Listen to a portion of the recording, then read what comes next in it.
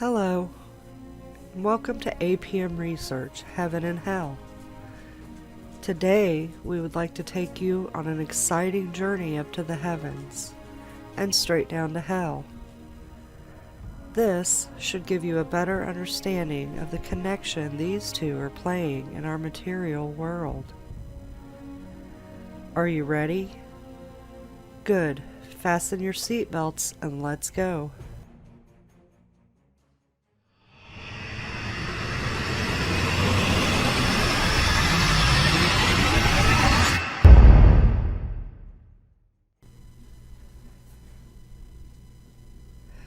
What we have here are two constellation maps. One is with an incorrect Mercator map projection, which is here.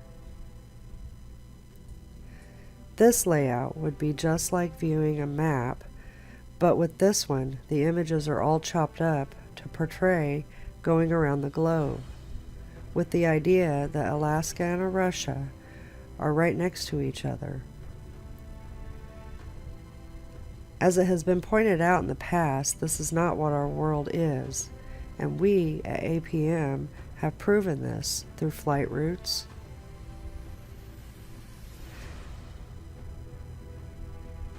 as well as ship cruises.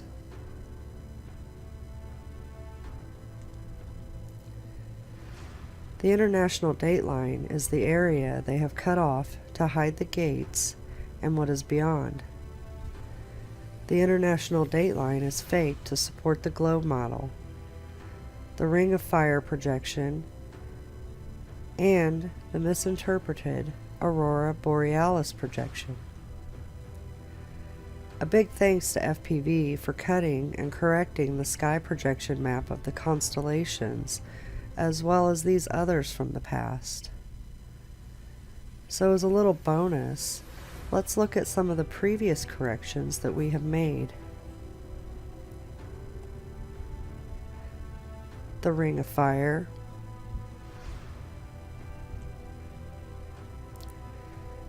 the aurora borealis, and the CIA map of safe zones.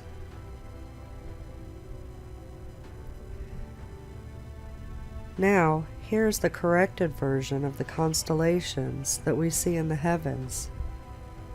Notice how all the constellations are intact as one character instead of chopped in half.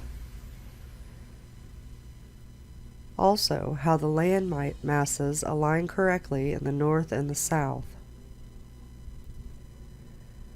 Also, looking at the two sine waves, notice how they flip completely opposite to one another, yet they still work to create the sine wave. Now, we are going to travel to the heavens and show how all this works.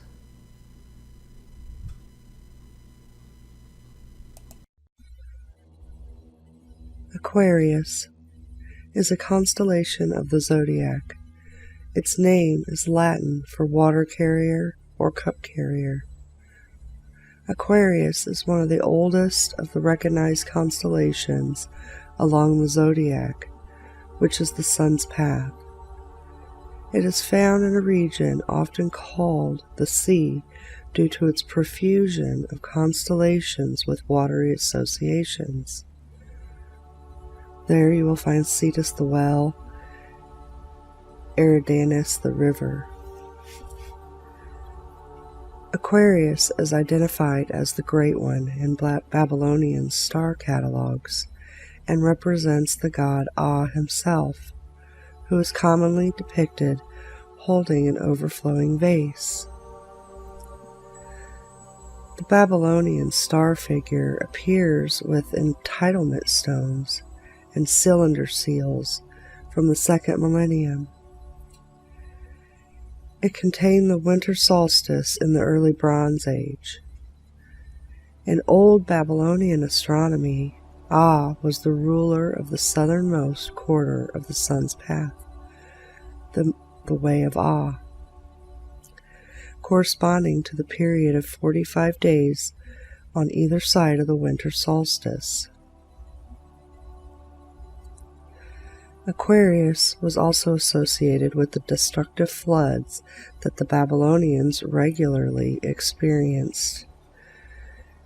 In Greek mythology, Aquarius is sometimes associated with Deus Leon, the son of Prometheus, who built a ship with his wife Pyrrha to survive an imminent flood. They sailed for 9 days before washing ashore on Mount Parnassus. Aquarius is also sometimes identified with the beautiful Ganymede, a youth in Greek mythology and the son of the Trojan king Taurus, who was taken to Mount Olympus by Zeus to act as a cup carrier to the gods. Yet another figure associated with the water bearer is Cecropes, a king of Athens who sacrificed water instead of wine to the gods. There are 3 major meteor showers with radiance that come from Aquarius. The Eta Aquarids, which is between April 21st and May 12th. This one is seen coming from the water jug. The Delta Aquarids, which peak once on July 29th and again on August 6th. And the Iota Aquarids, which also peaks on August 6th.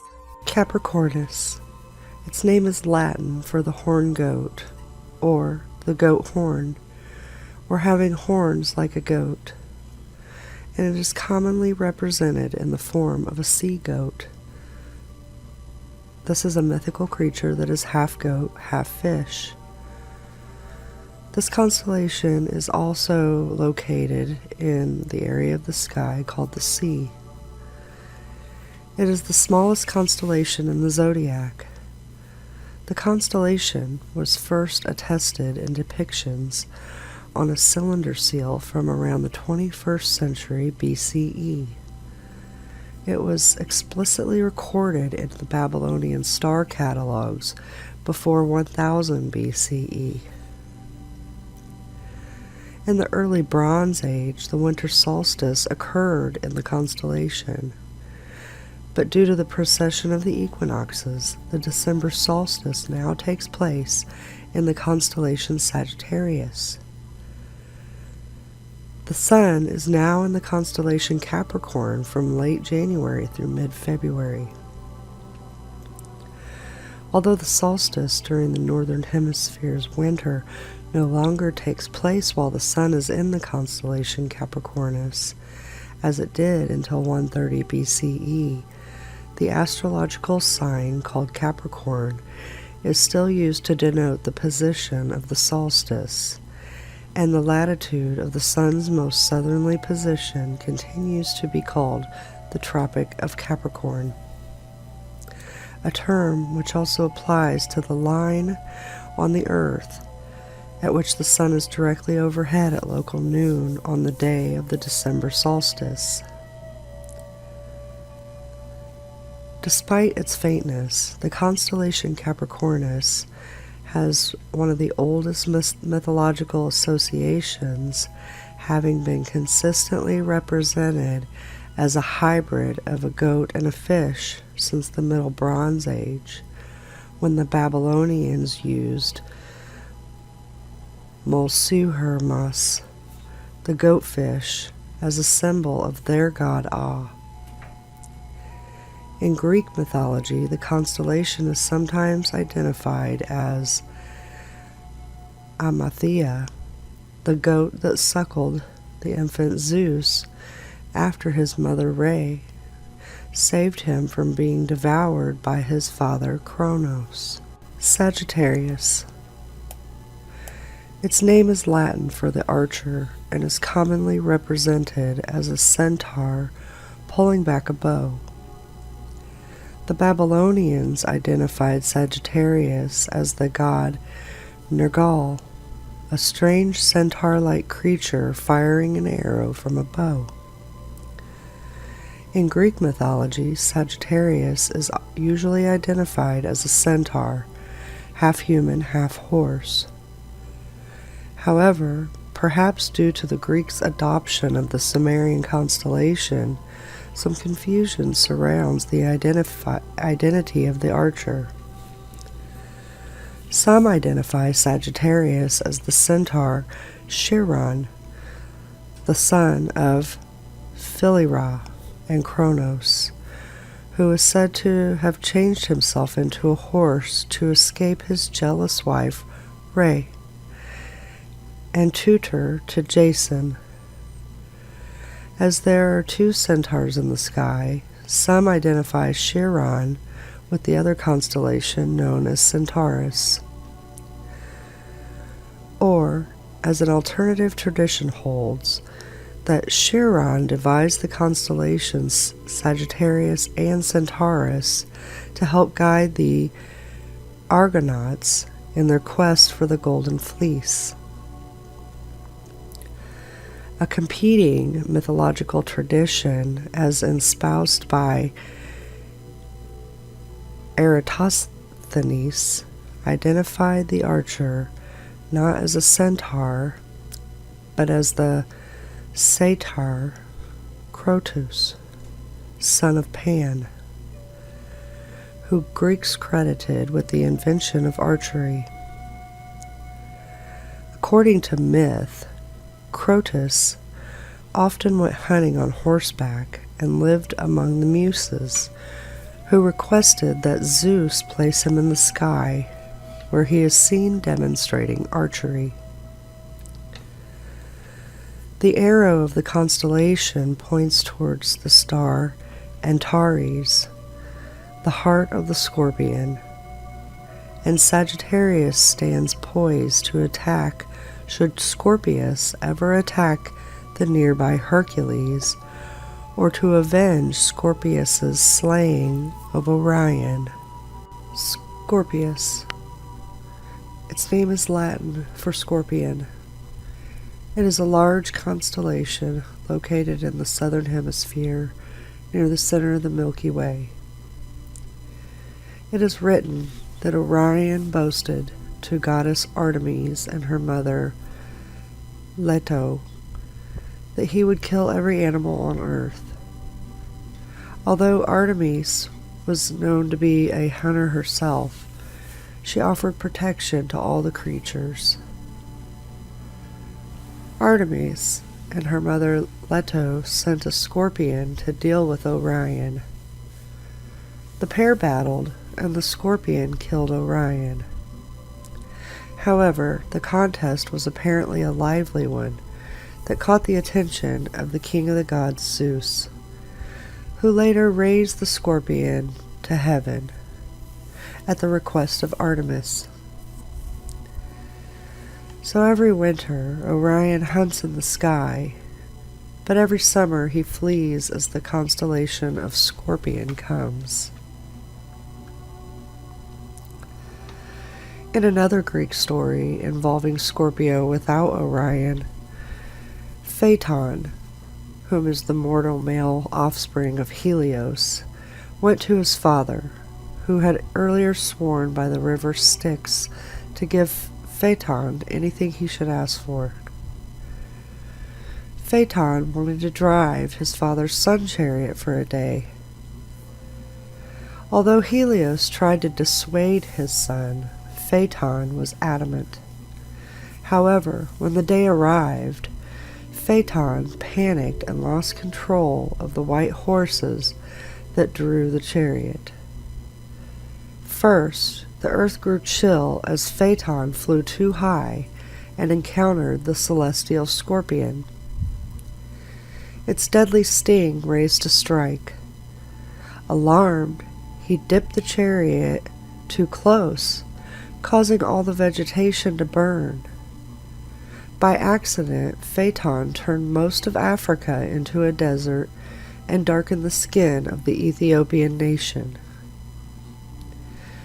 Eventually, Zeus was forced to intervene by striking the runaway chariot and Phaeton with a lightning bolt to put an end to its rampage.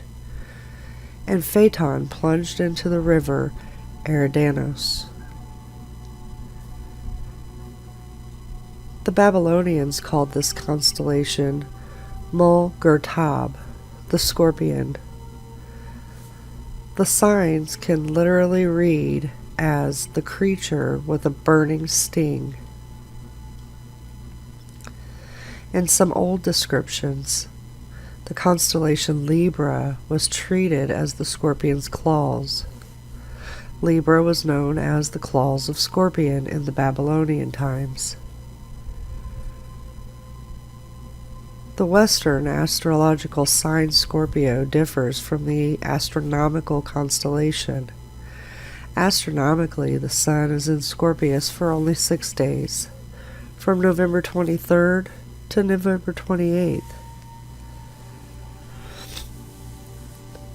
Scorpius corresponds to the Hindu nakshatras Anuradha,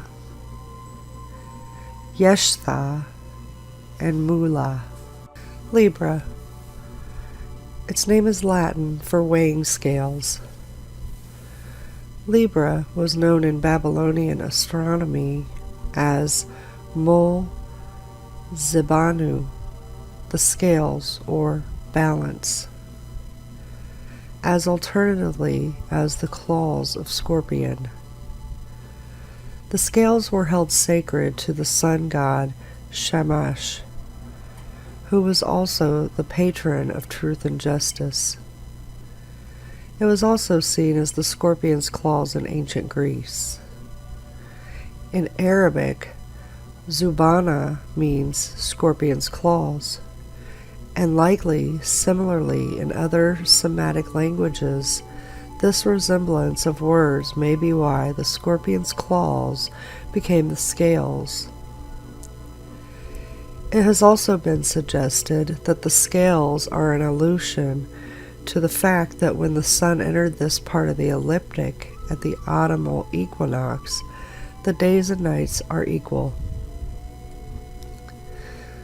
Libra's status as the location of the equinox earned the equinox the name first point of Libra, though this location ceased to coincide with the constellation in 730 AD because of the precession of the equinoxes.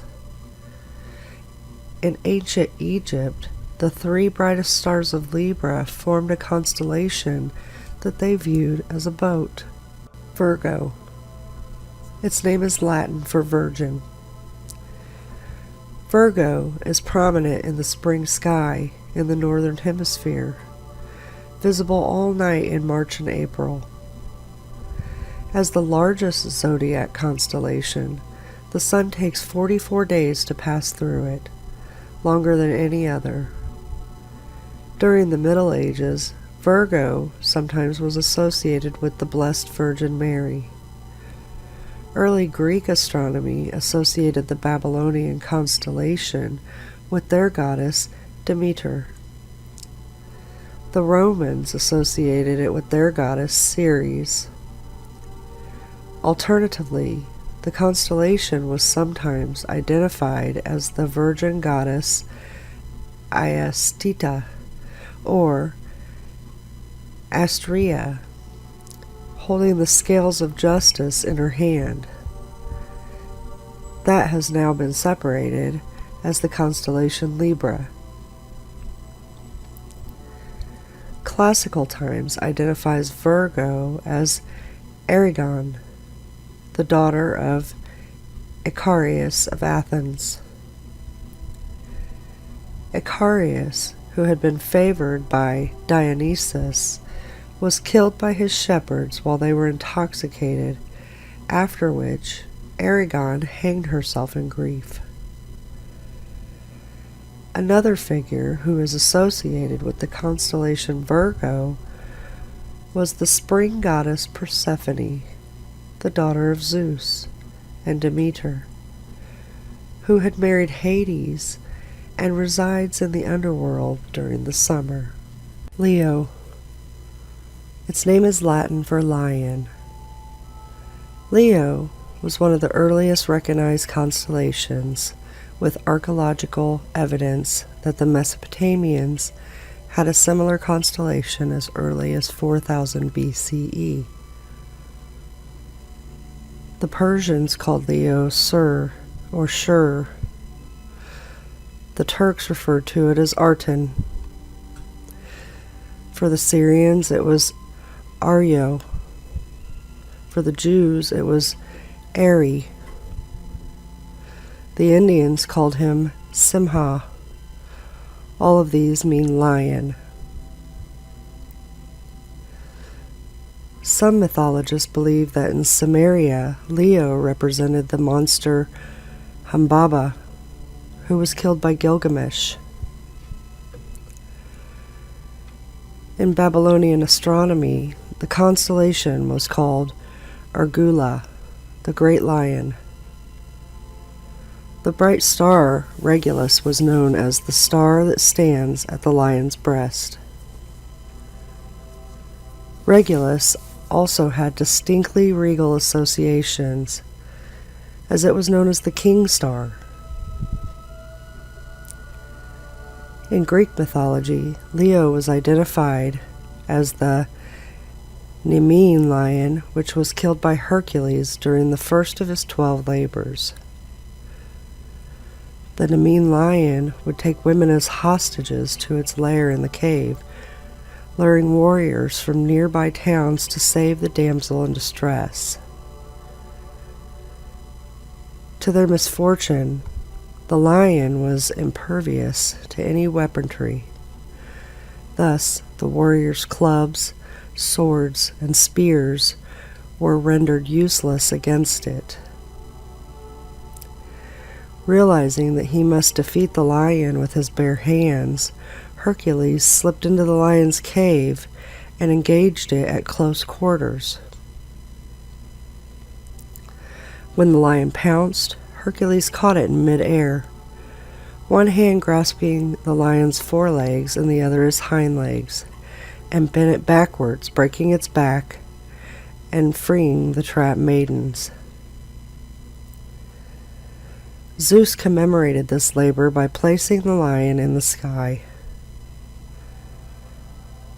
As of 2002, the sun appears in the constellation Leo from August 10th to September 10th, and the meteor shower, the Leonids, occur in November, peaking on November 14th and 15th.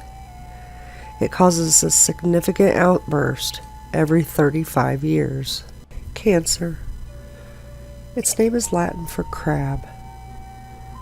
It is best visible at 9 p.m.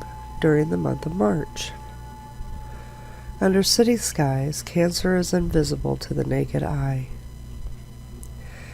Cancer is said to have been the place for the Akkadian sun of the south, perhaps from its position at the summer solstice in very remote antiquity. But afterwards it was associated with the fourth month, Duzu, that's June through July in the modern Western calendar, and was known for the northern gate of the sun. Showing but few stars, Cancer was often considered the dark sign, quaintly described as black and without eyes. Dante, alluding to this faintness and position in the heavens, wrote in Paradiso, "Then a light among them brightened, so that if Cancer one such crystal had, winter would have a month of one sole day." Cancer was the location of the sun's most northerly position in the sky, the summer solstice, in ancient times, though this position now occurs in Taurus due to the precession of the equinoxes around June 21st.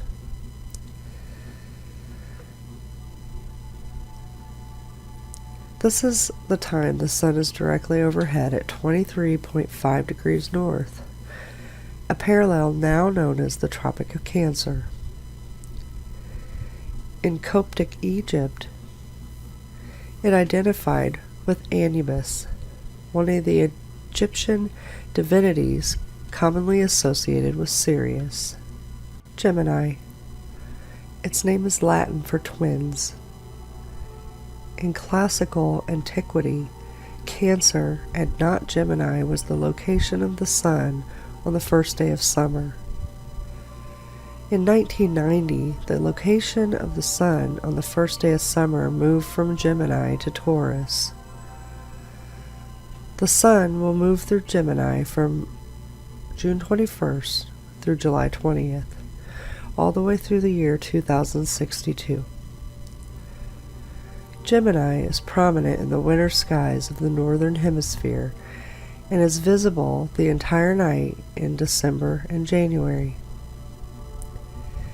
In Babylonian astronomy, the stars Castor and Pollux were known as the Great Twins.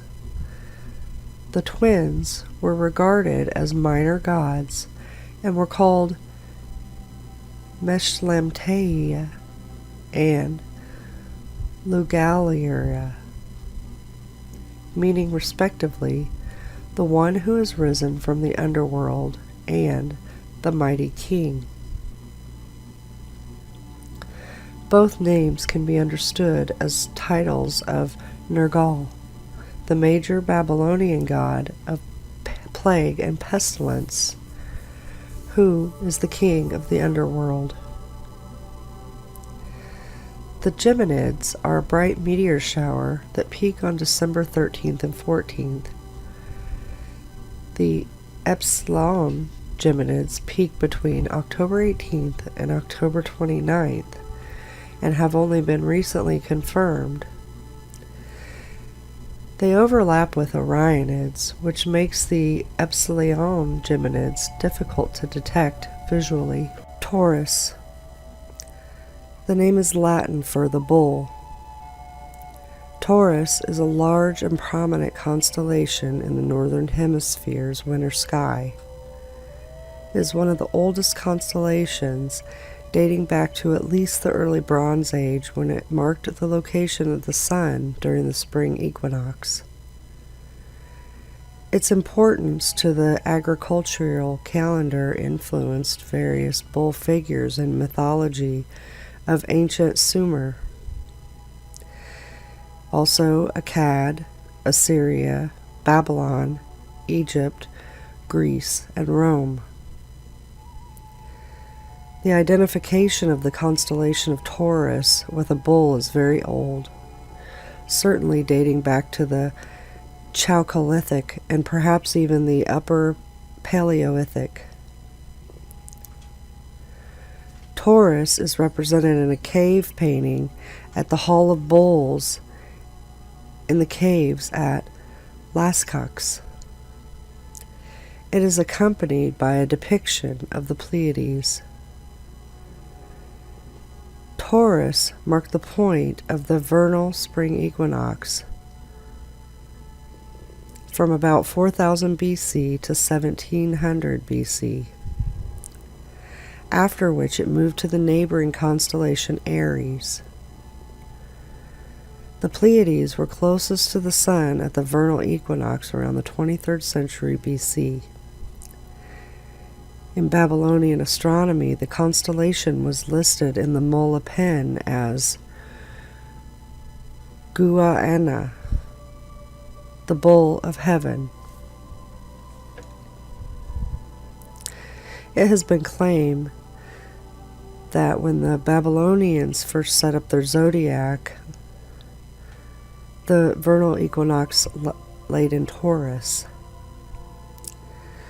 The old Babylonian epic of Gilgamesh, the goddess Ishtar sends Taurus, the bull of heaven, to kill Gilgamesh for spurning her advances.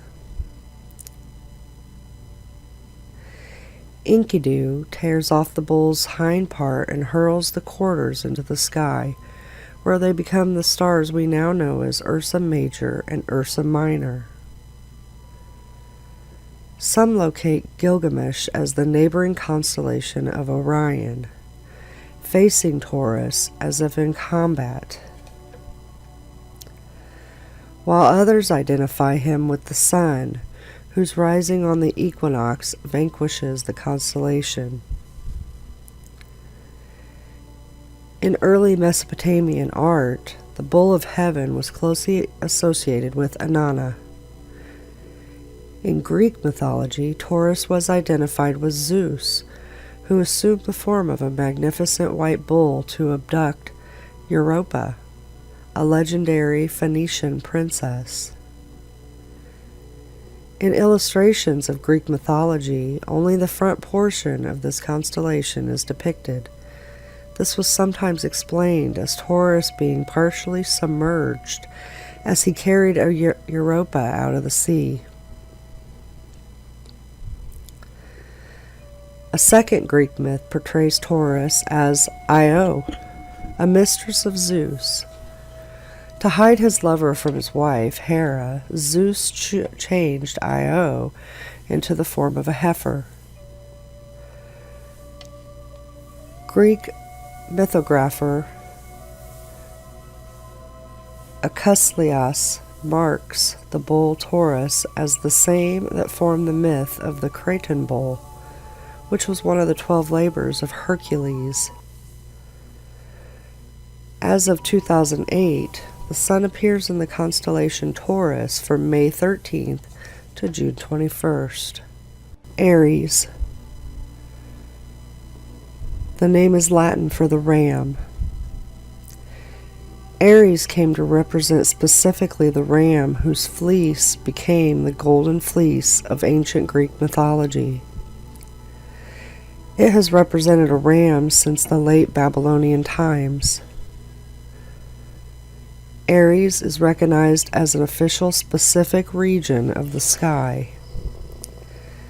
In the description of the Babylonian zodiac given in the clay tablets, the constellation, now known as Aries, was the final station along the ecliptic. The earliest identifiable reference to Aries as a distinct constellation comes from the boundary stones that date from 1350 to 1000 BC. In ancient Egyptian astronomy, Aries was associated with the god Amun-Ra. It was called the indicator of the reborn sun.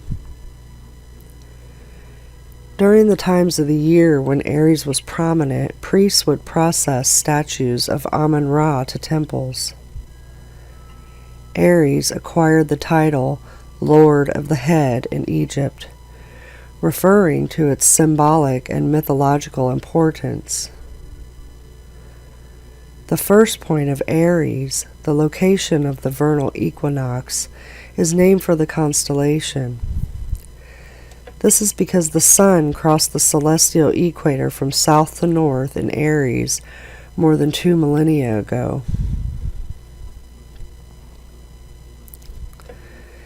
Hipparchus identified it in 130 BC as the point south of Gamma Erectus.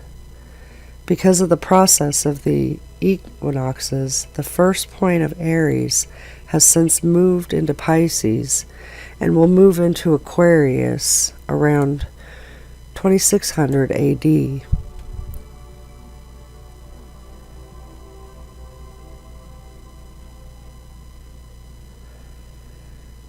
The sun now appears in Aries from late April through mid-May, though the constellation is still associated with the beginning of spring.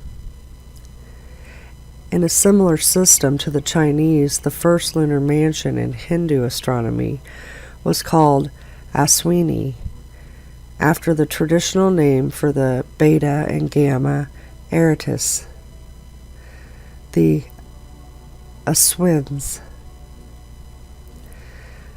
Because the Hindu New Year begins with the vernal equinox, Aries itself is known as Ajah and Misha. In Hebrew astronomy, Aries was named Tele, It signified either Simeon or God, and generally symbolizes the Lamb of the world. Aries is home to several meteor showers. Most of the daytime Aretids are not visible to the naked eye. They are observed in a radio spectrum. This is possible because of the ionized gas they leave in their wake. Other meteor showers radiate from Aries during the day. This includes the daytime Epsilon Arids, and they appear from October 12th to October 23rd. Also, the northern and southern daytime May Aretids and the Delta Aretids are another meteor shower radiating from Aries. The shower lasts from December 8th to January 14th. We also have the autumn Aretids, which also radiate from Aries, and this lasts from September 7th to October 27th. Pisces. Pisces originates from some composition of the Great Swallow. In current Western Pisces and Anuntium, the Lady of Heaven, at the place of the northern fish. In the first millennium BC, text known as the Astronomical Diaries, part of the constellation, was also called Dununu, the fish cord or the ribbon. In the Greek version, according to Hyginus, Aphrodite and Eros, while visiting Syria, fled from the monster Typhon by leaping into the Euphrates River and transforming into fish. The Roman variant of the story has Venus and Cupid being carried away from this danger on the back of two fishes. There is also a somewhat different origin tale that Hyginus preserved in another work. According to this, an egg rolled into the Euphrates, and some fishes nudged this to shore, after which the doves sat on the egg until Aphrodite hatched out of it. The fishes were then rewarded by being placed in the sky as a constellation.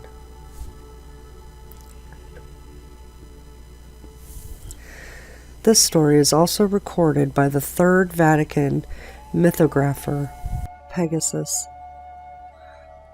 a constellation in the northern sky, named after the winged horse Pegasus in Greek mythology. Pegasus in Greek mythology was a winged horse with magical powers.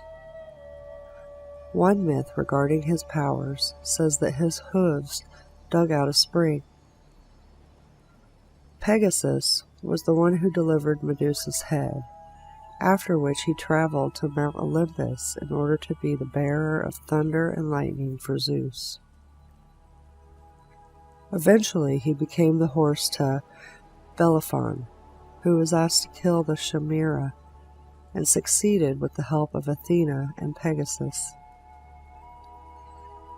Despite his success, after the death of his children, Bellerophon asked Pegasus to take him to Mount Olympus.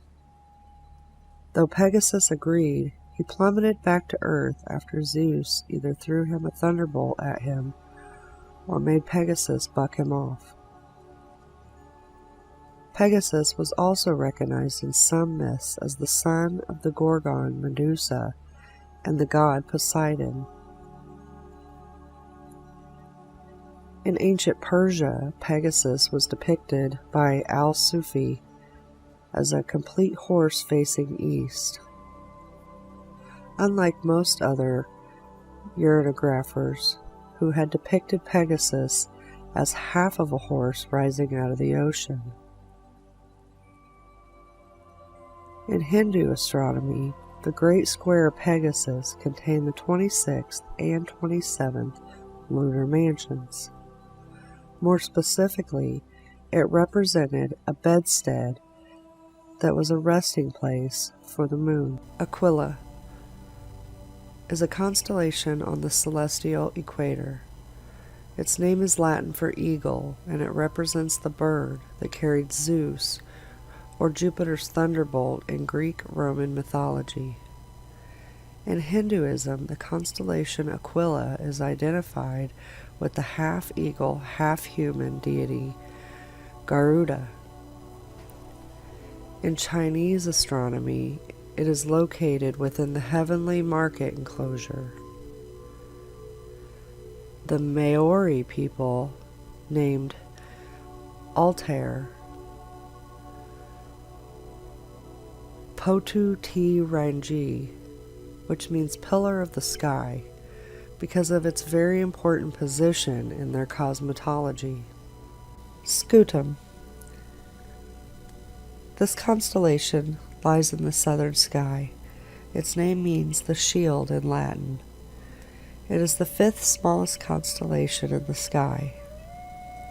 The constellation was originally introduced by the Polish astronomer Johannes Hevelius in the 17th century.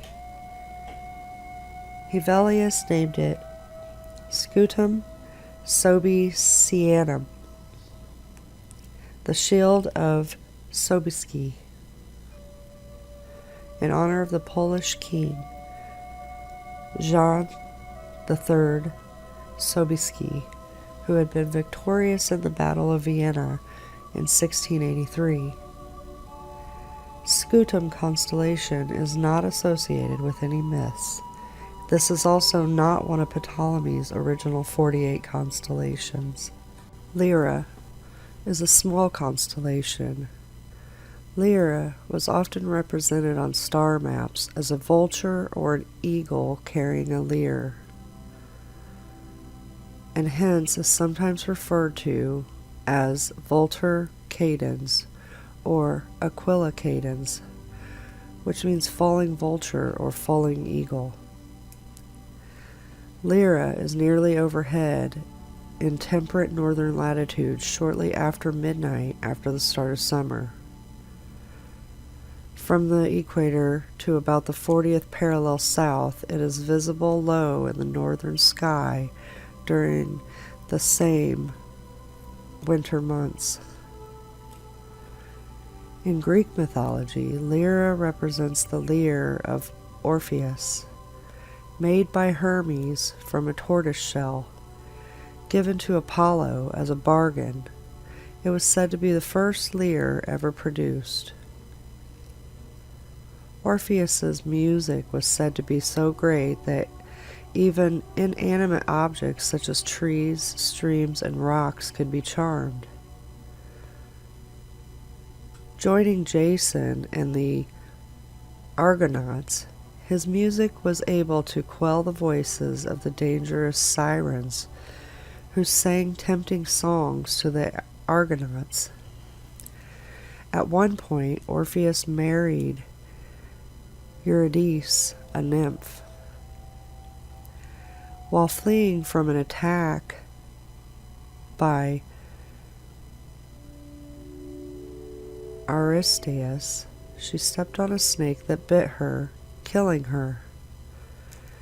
To reclaim her, Orpheus entered the underworld, where the music from his lyre charmed Hades.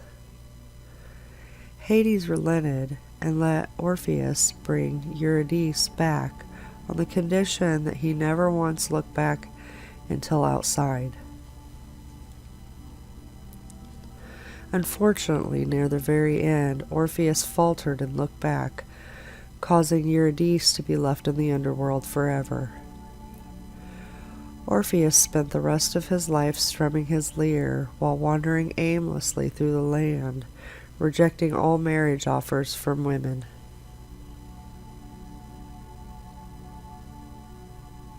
Hercules is a constellation named after Hercules, the Roman hero, adapted from the Greek hero Hercules.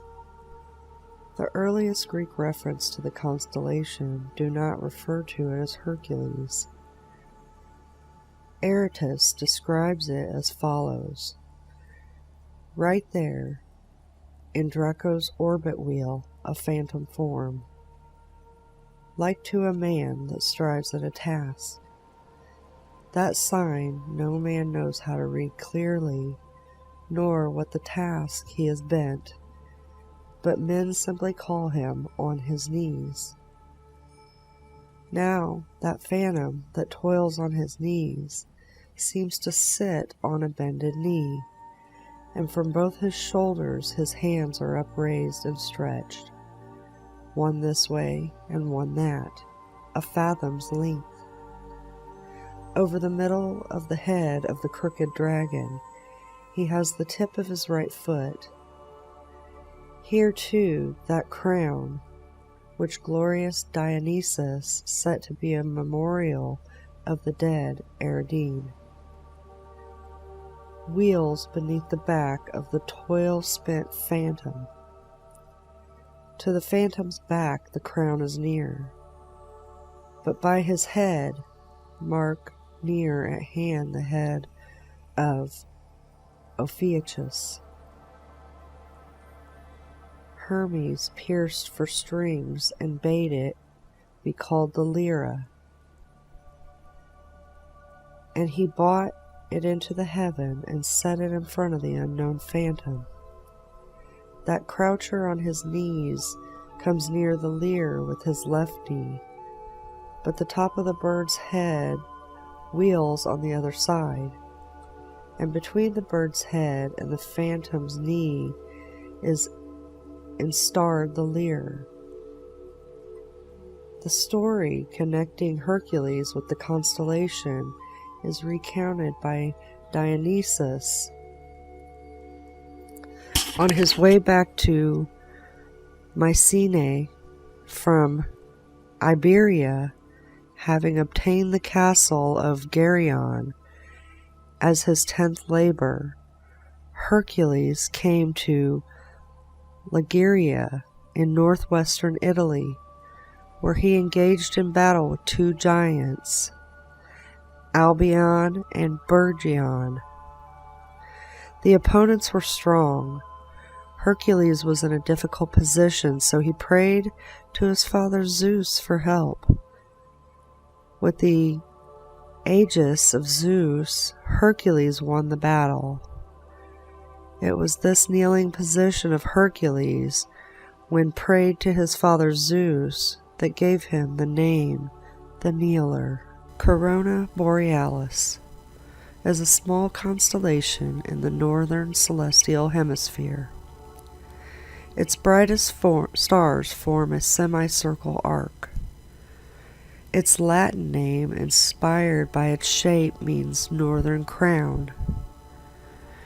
In classical mythology, Corona Borealis generally represents the crown given by the god Dionysus to the Cretan princess Aridine, and set by him in the heavens.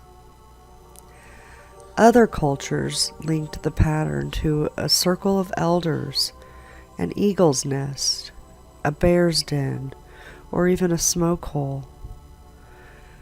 Ptolemy also listed a southern counterpart, the Corona Australis, with a similar pattern.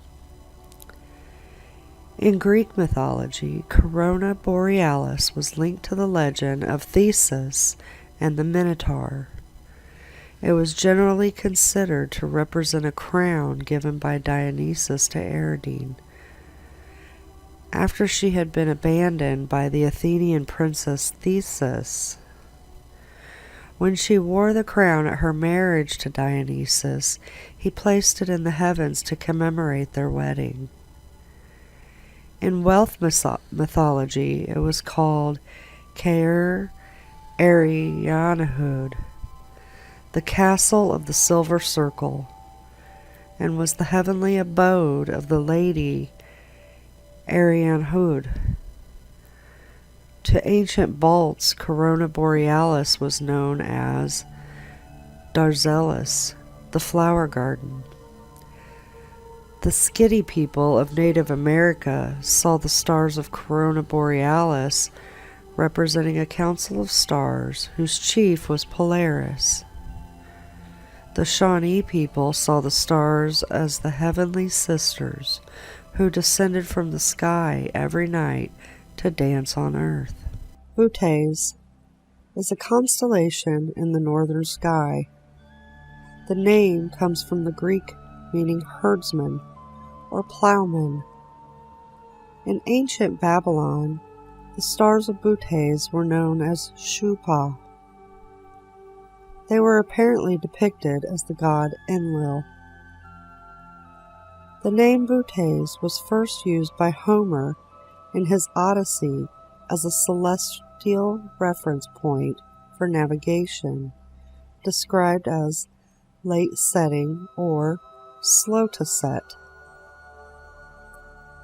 Exactly whom Bootes is supposed to represent in Greek mythology is not clear. According to one version, he was a son of Demeter, twin brother of Plutus, a plowman who drove the oxen in the constellation Ursa Major. The Greek name for Bootes means bear watcher. The stars of Bootes were incorporated into many different Chinese constellations. Arcturus was part of the most prominent of these, variously designated as the Celestial King's Throne, or the Blue Dragon's Horn.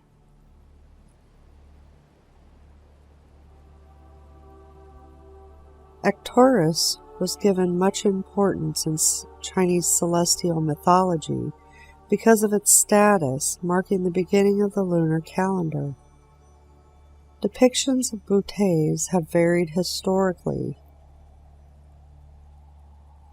Aratus described him circling the North Pole, herding the two bears. Later, in ancient Greek depictions described by Ptolemy, have him holding the reins of his hunting dogs in his left hand, with a spear, club, or staff in his right hand. After Hevelius introduced Mon Maenalus in 1681, Bootes was often depicted standing on the Peloponnese mountain. Ursa Major, also known as the Great Bear, is a constellation in the northern sky whose associated mythology likely dates back into prehistory. Its Latin name means greater or larger she-bear, referring to and contrasting it with the nearby Ursa Minor, the lesser bear. Ursa Major is primarily known from the asterism of its 7 main stars, which has been called the Big Dipper. Its 2 brightest stars can be used as navigational pointer towards the place of the current North Pole star Polaris.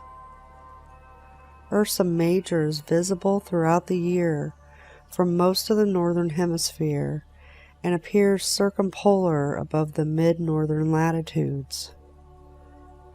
From southern temperate latitudes, the main asterism is invisible. In Roman mythology, Jupiter, the king of gods, lusts after a young woman named Callisto, a nymph of Diana. Jupiter's jealous wife discovers that Callisto has a son named Arcus and believes it's by Jupiter. Juno then transforms the beautiful Callisto into a bear, so she no longer attracts Jupiter. Callisto, while in bear form, later encounters her son Arcus. Arcus almost shoots the bear, but to avert the tragedy, Jupiter turns Arcus into a bear too and puts them both in the sky, forming Ursa Major and Ursa Minor.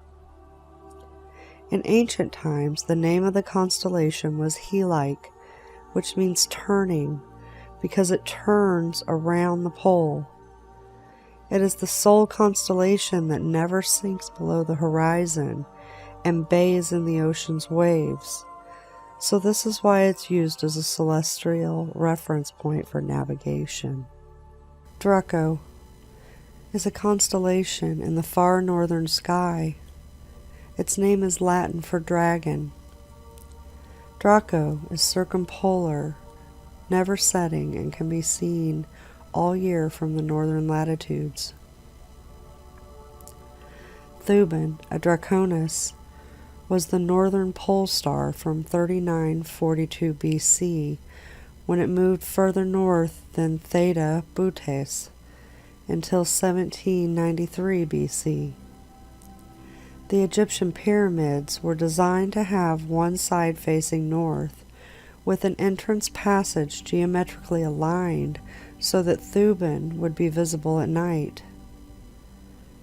Due to the effects of the precession, it will again be the pole star around the year AD 21,000. The traditional name of the Alpha Draconis, Thuban, means head of the serpent. Dragons in Greek mythology that may have inspired the constellation's name include Ladon, the dragon who guarded the golden apples of the Hesperides. Hercules killed Ladon during his 12 labors. He was tasked with stealing the golden apples. In Greco-Roman legend, Draco was a dragon killed by the goddess Minerva and tossed into the sky upon his defeat.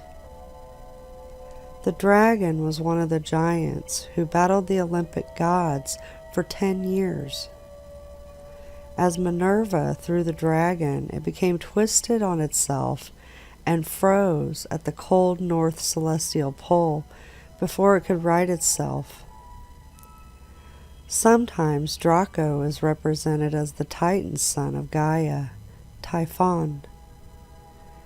Traditionally, Arabic astronomy depicts that Draco had 100 magnificent heads, guarded the golden apple tree, and was put in the sky as a constellation for protecting the apples with valor. In February, we have the Draconids, which is a meteor shower that was discovered February 4, 2011. Auriga is north of the celestial equator. Its name is Latin for the charioteer. Auriga is most prominent during winter evenings in the northern hemisphere, as are 5 other constellations that have stars in the winter hexagon asterism. Because of its northern declination, Auriga is only visible in its entirety as far as 34 degrees south. The first record of Auriga's stars was in Mesopotamia as a constellation called Gam, representing a scimitar or crook. In Greek mythology, Auriga is often identified as the mythological Greek hero Eratosthenes of Athens, the son of Hephaestus, who was raised by the goddess Athena. His chariot was created in the image of the sun's chariot, the reason Zeus placed him in the heavens. The Athenian hero then dedicated himself to Athena, and soon after Zeus raised him into the night sky in honor of his ingenuity and his heroic deeds. Indigenous people of California and Nevada also noticed the bright patterns of Auriga's stars. To them, the constellation's bright stars formed a curve that was represented in crescent-shaped petroglyphs. The people of Marshall Island featured Auriga in the myth of Dumur, which tells the story of the creation of the sky. Antares in Scorpius represents Dumur, the oldest son of the star's mother, and the Pleiades represent her youngest son. Auriga is home to 2 meteor showers. The Aurigids, and formerly called the Alpha Aurigids, are renowned for their intermittent outbursts, such as those in 1935, 1986, 1994, and 2007.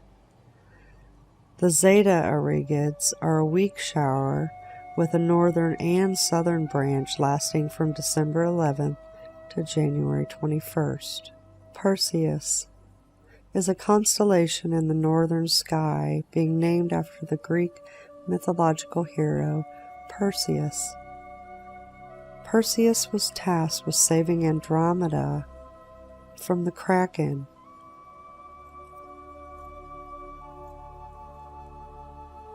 Perseus hosts the radiant of the annual Perseids meteor shower, one of the most prominent meteor showers in the sky. They radiate from mid-July, peaking in activity between the 9th and 10th of August each year. They have been observed for about 2,000 years. Horologium. This constellation lies in the southern sky. Its name means the clock in Latin. It is a small, faint constellation that was created in the 18th century by the French astronomer Nicolas Louis de Lacaille. Lacaille originally named the constellation Horologium Oscillatorium, or the pendulum clock, but the name was later shortened simply to Horologium, the clock. The constellation is not associated with any mists and does not have any bright stars. This is not one of Ptolemy's original 48 constellations. Crater is a small constellation in the southern celestial hemisphere. It depicts a cup that has been associated with the god Apollo and is perched on the back of Hydra, the water snake.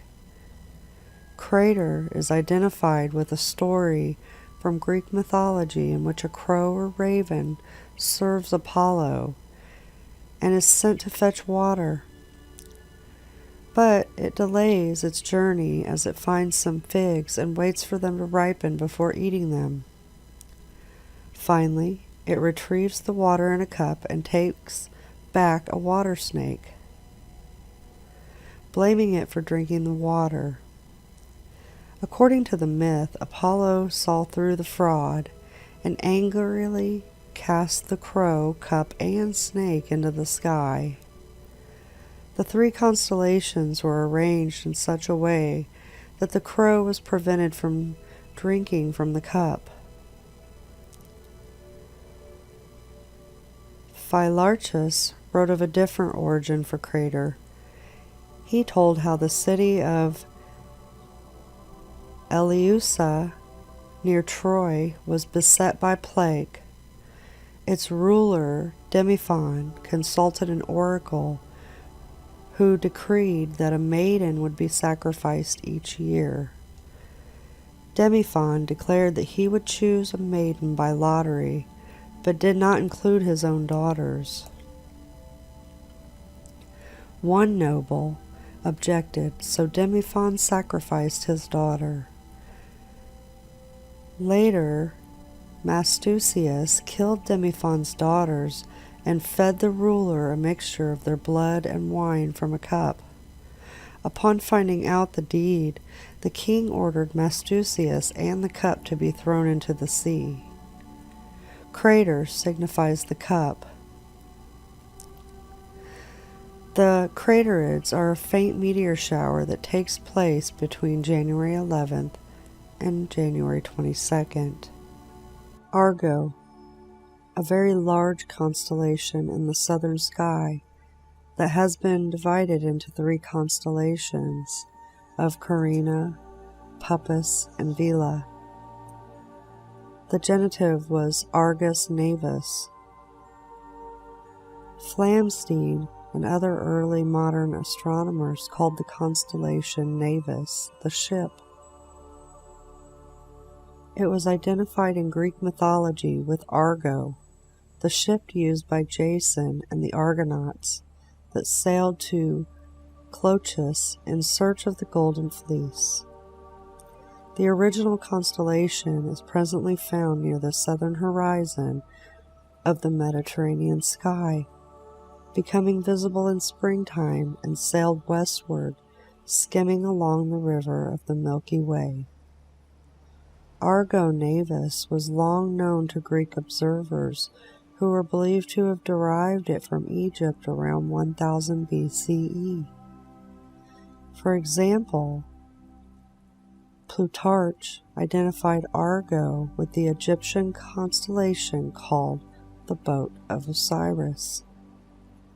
Ptolemy described Argo as occupying the portion of the Milky Way between Canis Major and Centaurus, and identified stars comprising such detail as the little shield, the steering oar, the mast holder, the stern ornament, which continued to be reflected in cartographic representations in celestial atlases into the 19th century. Another interesting feature of the constellation is that it appeared to be moving backwards against the backdrop of the night sky.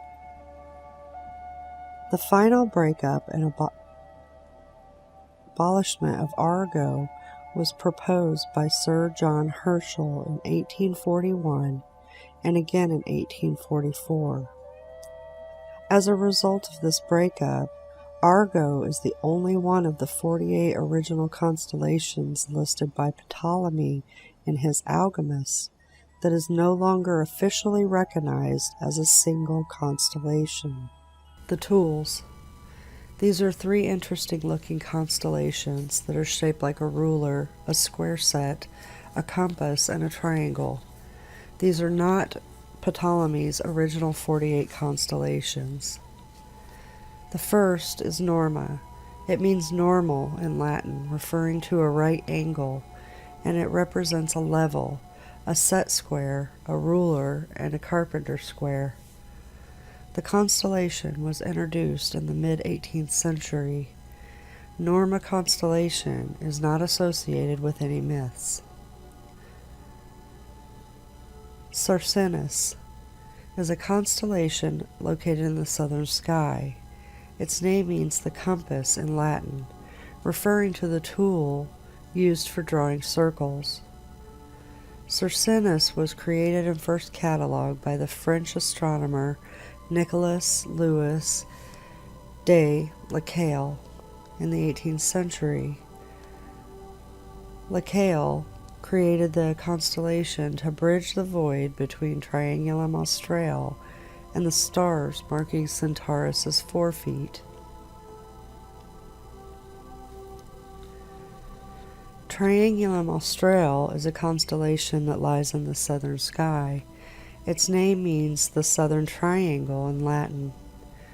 The 3 brightest stars in the constellation form an equilateral triangle. Triangulum Australe was created by the Dutch astronomer Petrus Plancius in the late 16th century. The constellation is located too far south to be visible from Europe and most of the northern hemisphere, but it never sets below the horizon south of the equator.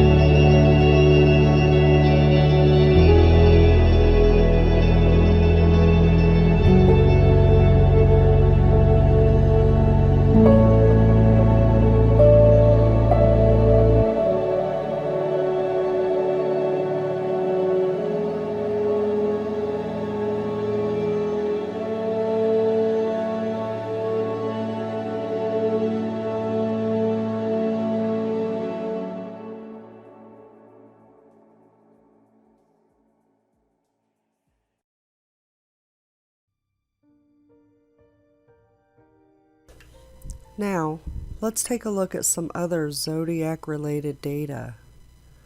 The movements. The zodiacs have 3 different movements. They are in 3 groups of 4, each group having its own type of movement. The first is a fixed group, which the movement is like a square. This group consists of Taurus, Aquarius, Leo, and Scorpio.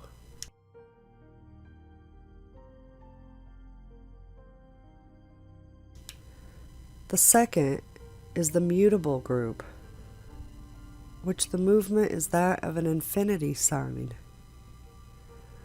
This group consists of Virgo, Gemini, Pisces, and Sagittarius.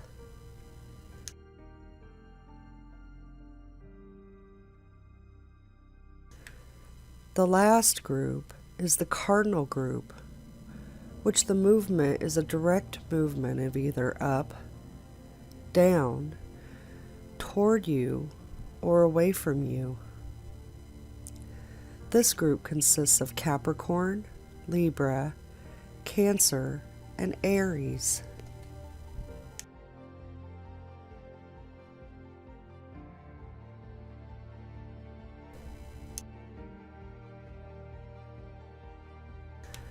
The next bit we can look at is the information given to us about the pre-Diluvian zodiac.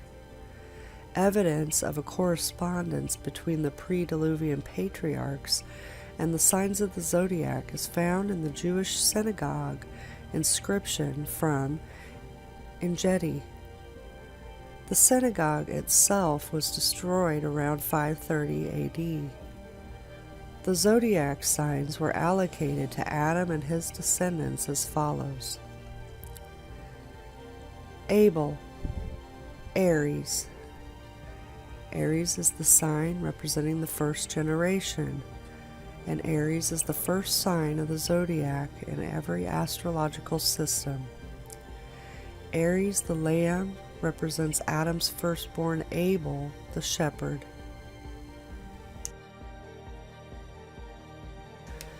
Seth, Taurus.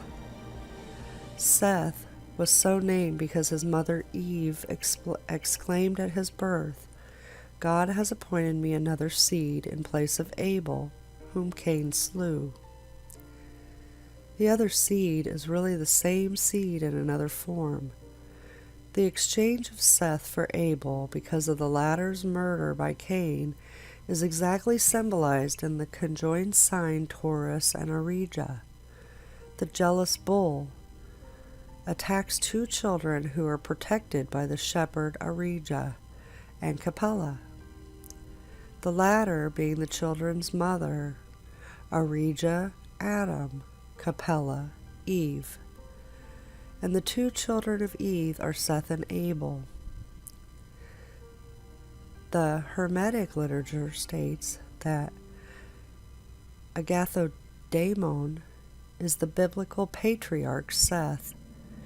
In Egypt, Agathodaimon was equated with Osiris, and Osiris was believed to be represented in the zodiac by the sign of Taurus.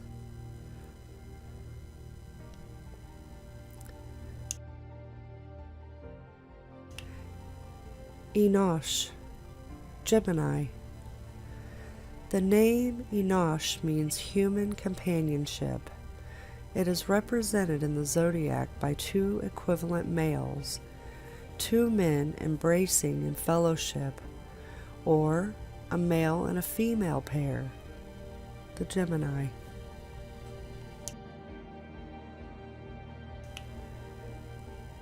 Canaan, Cancer. Canaan means gathering together into a home, nest, or community. It is represented in the zodiac by a crab or similar creature gathering together its offspring with its pincers. The offspring being the cluster of stars known as Praesepe.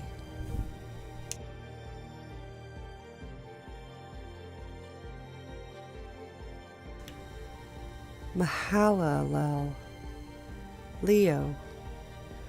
Mahalalel means public recognition or acclaim of the divine leader, symbolized in the zodiac by a lion, the universally recognized king of beasts.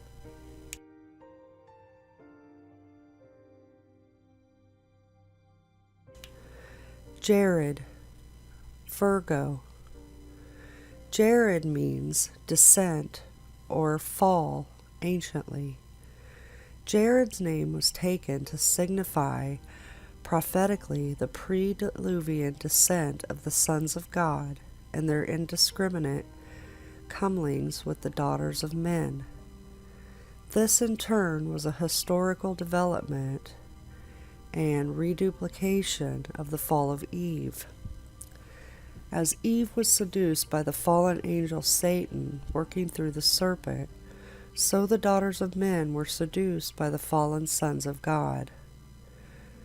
God promised, however, that a seed of the woman would come one day who would crush the serpent's head, and who would be wounded in the heel himself in the process. This great Bible theme is symbolized by the sign of Virgo, which represents a sexually mature virgin holding a vine plant, who is the mother of a seed, Spica. The botanical imagery is clear throughout. The virgin lying on her side is actually identified with the fallen tree or felled branch, which is to bring forth the promised seed. Sometimes the branch is a palm branch, the palm being a tree which reproduces by fertilizing itself, the virgin birth.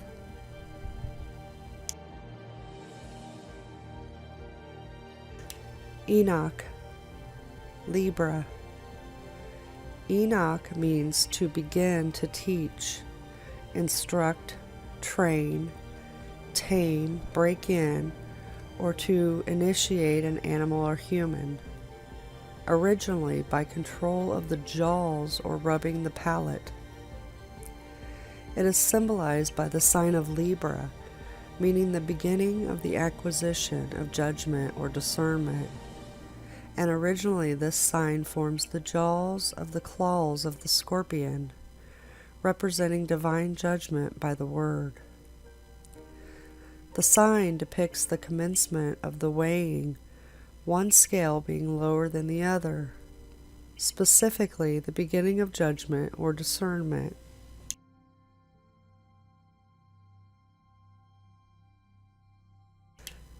Methuselah, Scorpio. Methuselah means armed man or security man, man of a sting or dart. It is symbolized by Scorpio, a creature armed with a sting, which it throws at its victim like a dart, using its bow like a tail.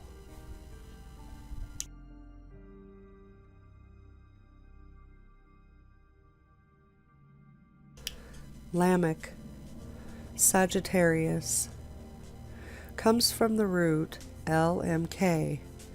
The meaning is to melt, sink down, cringe, bow, be bent, vanish away, fade, or dissolve, so that the LMK is a variant of NMK, to dissolve. As elsewhere in Hebrew, L and M are interchangeable. The root NMK is cognate to the word makak, which are used to describe the melting, bending, or bowing effect. The name Lamech is a noun formed from this root and therefore means bowing or bending, being aptly symbolized by the bent bow of Sagittarius. And in some zodiacs, the asterism is represented accordingly simply by a bent bow. The loaded bow is also a symbol of male fertility, hence the equine body of Sagittarius and other zodiacs. Other connotation is fading out so that Sagittarius is specifically the shooter of meteoric arrows, which burn out in the atmosphere. From the root meaning arises the further signification, subdue level, cause the bow down, overthrown. And hence the name Lamech is interpreted to mean the strong, the mighty, the wild and invincible overthrower. This meaning too is aptly portrayed by the figure of a wild centaur stepping forward in combat in the act of firing a bow, leveling his enemies with a shower of meteoric arrows.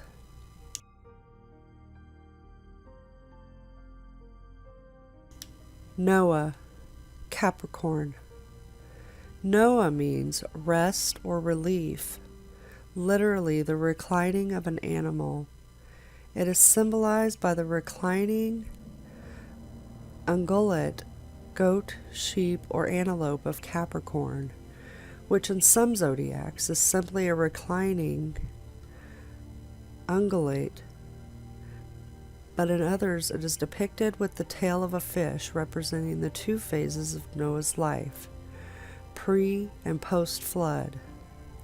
The flood was believed to have been foretold by a gathering of all the planets in the signs of Capricorn.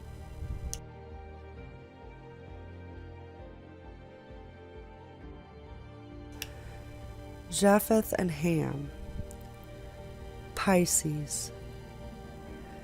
Japheth means multiplication of progeny or numerical expansion. It is represented by crossed fishes in Pisces, the fish being symbolic of the numerical increase of progeny. There is a further reference in the sign to the flood through which Japheth passed, and to the fact that there was a conflict between Japheth's descendants and Hamites, specifically with Ham's son Canaan and his progeny, who, though bound by his family kinship to Japheth, which is the band around the sign of Pisces, yet tended in earthly and opposite directions. symbolized by the fish in Pisces swimming along the ecliptic, the worldly path, contrary to the direction of other fish, which is swimming towards the zenith.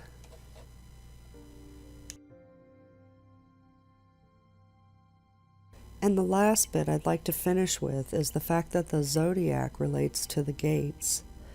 This was presented originally with the seasons video, so let's focus on this information. Each of the 12 gates is associated directly with a particular zodiac in relation to which gate the sun is launching from during the year. They are as follows. Gate 4R is Aries. Gate 5R is Taurus. Gate 6R is Gemini. Gate 6F is Cancer. Gate 5F is Leo. Gate 4F is Virgo. Gate 3R is Libra. Gate 2R is Scorpio. Gate 1R is Sagittarius.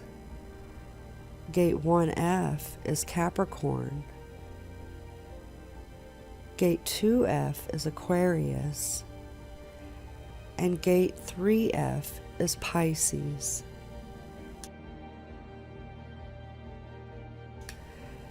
This explains our zodiac months as well as why the sun appears to rise from a specific degree for so long. It's simply rising from the front and rear gate of this area. This also, as presented in the seasons video, gives us the analemma of the sun, the infinity symbol.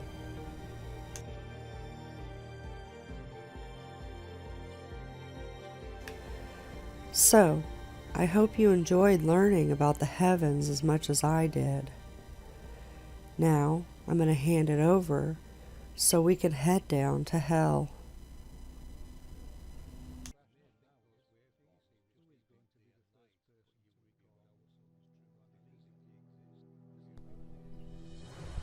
You better buckle up for this one, people. We're on an express elevator to hell, but we will be coming back. What you are seeing is real-world magnetic data supplied by Ceres, showing a top-down view of our realm. This is a clip he made to show how we can move around the magnetic data.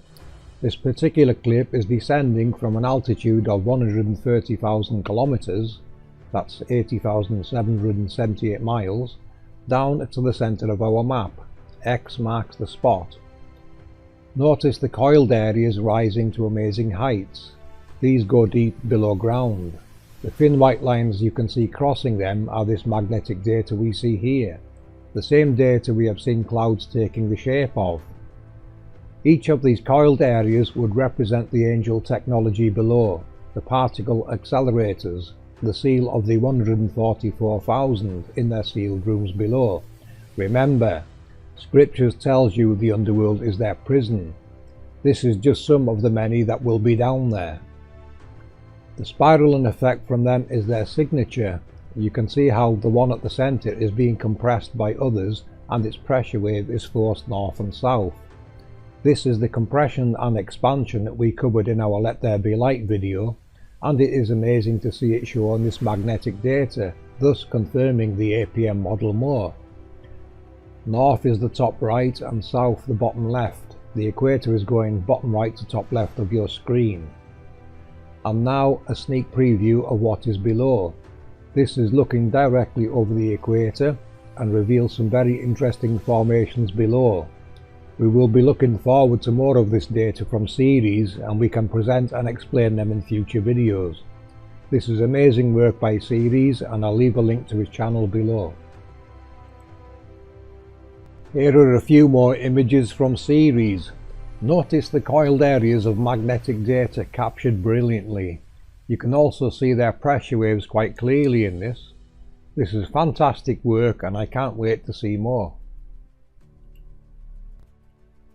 To demonstrate how they work, I'll use this clip made by Sandra's hubby. I'm sure most will remember the Taurus field people such as Santos Bonacci show. It is actually many Taurus fields, as each have their own unique Taurus field. These three, however, are working together. The one in the east is following a left-hand rule, and the one in the west a right-hand rule. The effects from these two spiraling movements are what causes the centre one to compress and expand north and south. These two locations are very well known for their large deep quakes. You should recognise these shapes from Walter Russell's work, where he demonstrates how the vortexes work. Nikola Tesla also worked with counter-rotating coils. This is also what creates the hourglass shape, as referenced by Santos Bonacci.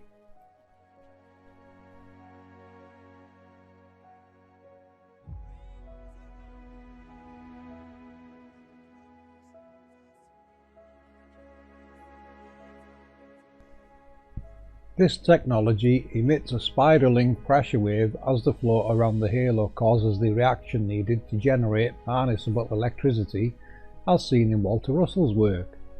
The division and multiplication of the sex pairs, the same as what was decoded in the Colosseum video, and of course how our realm truly works. The spirals and the ancient glyphs everywhere tell us the ancients all knew how this worked. These are electromagnetic projections from below. We have covered these in numerous videos. The stationary halos people record everywhere are often termed lunar waves, which is really the moon highlighting them in the foreground as it passes in the background. All luminaries can highlight them as they pass by. You can see how spiral galaxies and other galaxies, as they call them, get their shapes now. They are more than likely illuminated particles trapped in an electromagnetic field that is caused by a halo in the vicinity. They operate exactly the same as a tornado and are in fact the cause of a tornado. The twin counter-rotating coils create that Higgs boson needed to generate electricity. This is where the 1 and the 1.618 numbers Santos Bonacci speaks of comes into play. The larger coil would be the lower projected halo, and the smaller coil would be in the centre and create the narrower Higgs boson. This one would be projected the highest and is the actual cause of the sprites. The sprites appearing are in fact a reaction to this halo's sudden appearance and vortex. A smaller halo driving the electrical energy and vortex down through the centre to be harnessed below. The outside forces create a torus field which will spiral upwards and mushroom out at the top. It is the exact same process seen in Walter Russell's optical motor, where the shaft narrows and creates a pressure wave which results in free harnessable energy, the exact point where it divided and multiplied the sex pairs. We have stated before the halos are the origin of lightning. Lightning now has its cause identified in the APM model. Can we reference anything that behaves how we have just described? Of course we do, FPV. Land-based ones will create tornadoes, high winds, storms and lightning, as seen in these video clips. So big thanks to Chris Hughes for the tornado footage, and Underwater Huntress and Kevin Johnson for sharing their amazing waterspout captures of these events, of which you can see are an effect from the Angel technologies. Ones below the oceans are what create whirlpools and waterspouts, storms and lightning. It is the same spiralling forces. It is the earth, air, fire and water events, referenced everywhere. This is what it truly relates to, part of the processes of the Angel technologies. The APM model addresses and references the causes and effects quite easily, as you can see.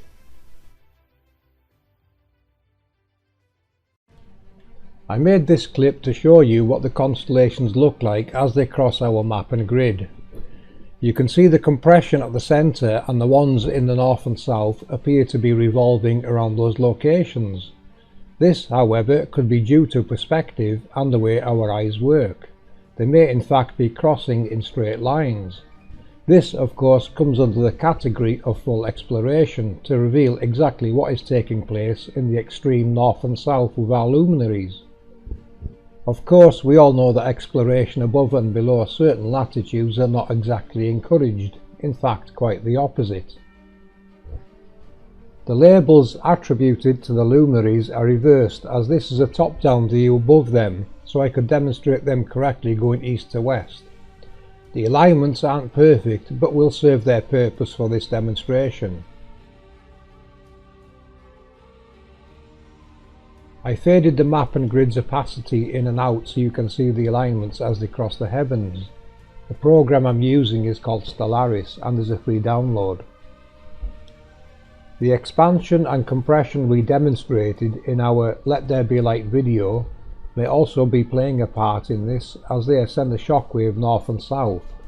This is very evident in the magnetic data and may play a part in illuminating stars. Remember, Walter Russell states there is only light. At rest it is darkness, and when moved it becomes illuminated. It simply requires the correct circumstances to move, which you will get to see in a few moments. The fantastic constellation presentation OneConscience just presented will be continued into another video sometime. A big shout out go out here to Sandra's hubby, who has been doing some fantastic work in the graphics department and helping APM to bring this story to light. Well done that man, you know who you are.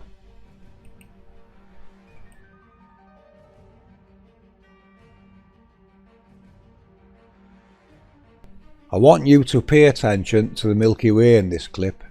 Do you see what I see? Yes, it is the sine wave. If you watch, you will see the sun always rises at the same location of the sine wave and moves with it.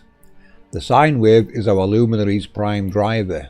For example, it would push the sun, or rather in the underworld, it would push our solar boat, the scarab beetle, east to west.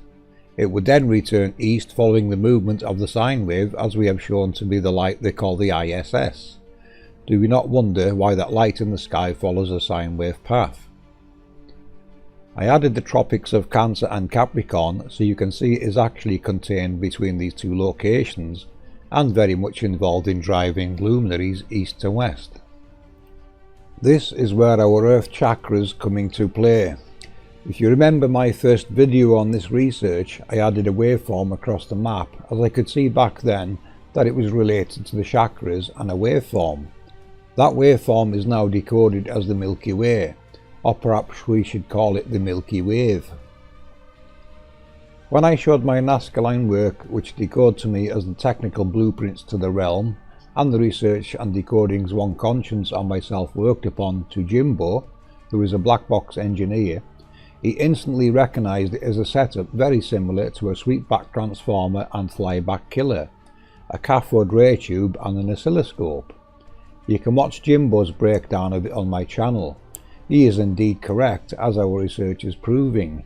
Jimbo joined us to help with explaining the technical side of this configuration and is always at hand in the background helping when he can. I do think there are more waveforms of various frequencies that drive various luminaries, which we will get to in a moment. You can see how the sun in this clip is being moved within that sine wave. It would arrive in the west, shut down or switch to standby mode and be pushed east again ready for the next sunrise. This would be the flyback killer, which by design moves it as quickly as possible east. The light in the sky we call the ISS, in our opinion, is this light. We decoded it as Isis, Ra's mother, or Mary, the star of the sea. Every culture has a name for this process. We just seem to have forgotten what it all is truly related to. To break down and decode this realm, we must look at it with a technological mindset, from the workings of it to the scriptures that describe it. Mount Sinai is a good example of one we can decode to show you how it's done easily. Mount Sinai is an unidentified mountain, except for some speculation in scriptures, where Moses receives the laws. So let's give it an APM decode. First, we'll have to put etymology to play here. I like to use a good dictionary to look up the words to find the meanings. You will find that words have other meanings when speaking in terms of electrical, physics, and mathematics. Mount means to climb or ascend, or to increase in amounts. Sin is the abbreviation of the sign in trigonometry. A stands for acceleration. I stands for inertia. Using these definitions, we can see what Mount Sinai really means. To reveal light, you accelerate it from inertia. You use the sine wave to increase the frequency to go from the dark to the light. The yin-yang comes into play here. Dark is the male resting, and white is the female moving light, as referenced by Santos Bonacci. These are the laws given to Moses. The laws were related to the luminaries, such as they will not transgress their bounds, nor stray from their course, which is referenced in the book of Enoch. Once you understand the workings of the realm, it is not hard to understand Enoch and other ancient texts. Okay, here I have taken some bits from Inanna going through the gates of the underworld. This story and all moon deities are relating to the moon and moon phases. This is the shutdown of the moon piece by piece, creating the phases that we see through the month leading up to the new moon, where it is shut down for 3 days.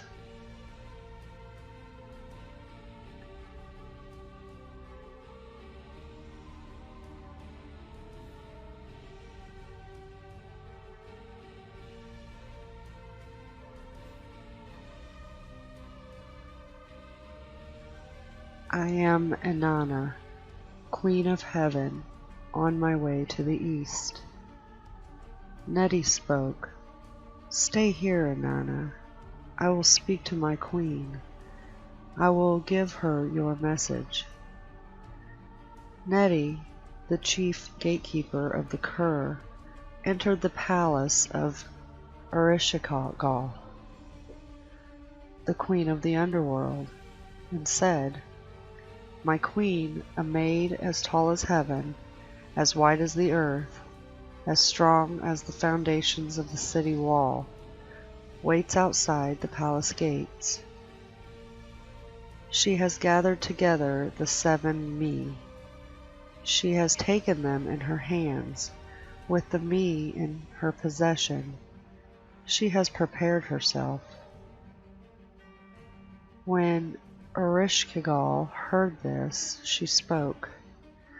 Come, Nettie, my chief gatekeeper of the Kur, heed my words. Bolt the 7 gates of the underworld. Then, one by one, open each gate a crack. Let Inanna enter. As she enters, remove her royal garments. Let the holy priestess of heaven enter bowed low. When she entered the first gate, from her head the shakura, the crown of the steep, was removed. What is this? Asked Inanna, and the gatekeeper said, Quiet, Inanna. The ways of the underworld are perfect. They may not be questioned. When she entered the second gate, from her neck the small lapis beads were removed. What is this? Asked Inanna, and the gatekeeper said, Quiet, Inanna. The ways of the underworld are perfect. They may not be questioned. When she entered the third gate, from her breast the double strand of beads was removed. What is this? Asked Inanna, and the gatekeeper said, Quiet, Inanna. The ways of the underworld are perfect. They may not be questioned. When she entered the fourth gate, from her chest The breastplate called Let Him Come, was removed. "What is this?" asked Inanna, and the gatekeeper said, "Quiet, Inanna. The ways of the underworld are perfect. They may not be questioned." When she entered the 5th gate, from her wrist the gold ring was removed. "What is this?" asked Inanna, and the gatekeeper said, "Quiet, Inanna. The ways of the underworld are perfect.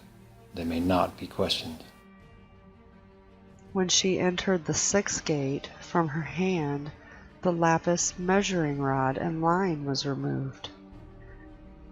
"What is this?" asked Inanna, and the gatekeeper said, "Quiet, Inanna. The ways of the underworld are perfect. They may not be questioned." When she entered the 7th gate, from her body the royal robe was removed. "What is this?" asked Inanna, and the gatekeeper said, "Quiet, Inanna. The ways of the underworld are perfect. They may not be questioned." Naked and bowed low, Inanna entered the throne room. Ereshkigal rose from her throne. Inanna started towards the throne, the Anuanna. The judges of the underworld surrounded her. They passed judgment against her. Then Ereshkigal fastened on Inanna the eye of death. She spoke against her the word of wrath. She uttered against her the cry of guilt. She struck her. Inanna was turned into a corpse, a piece of rotting meat, and was hung from a hook on the wall. When after 3 days and 3 nights Inanna had not returned, Ninshubur set up a lament for her by the ruins. She beat the drum for her in the assembled places. She circled the houses of the gods. She tore at her eyes. She tore at her mouth. She tore at her thighs. She dressed herself in a single garment like a beggar. The corpse was given to them. The Kugara sprinkled the food of life on the corpse. The Galater sprinkled the water of life on the corpse. Inanna rose. And now I'll hand it over to a technical breakdown of this process from FPV. Thank you.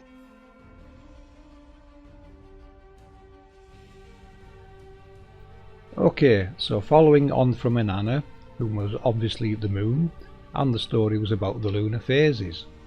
I looked into the phases as we previously mentioned and the waveform overlaps that have to be occurring. Lunar phases. This is one occlusion of a waveform on our moon that creates what we call phases.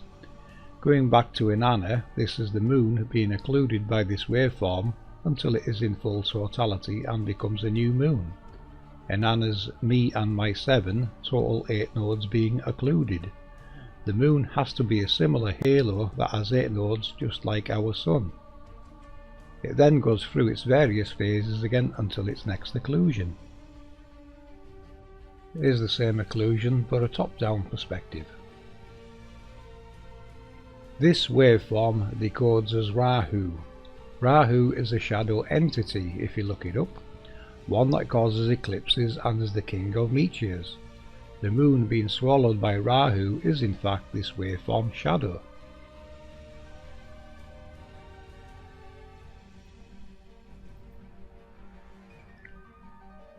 Lunar eclipses. We have something special to show you with the lunar eclipses. If you look carefully, you will see it as an occlusion of 2 separate waveforms. one being dark, the other red. This is causing a polarization effect on our spherical ball of light we call the moon. You will notice on the time and date animation they also had to use two separate waveforms to achieve the same effect.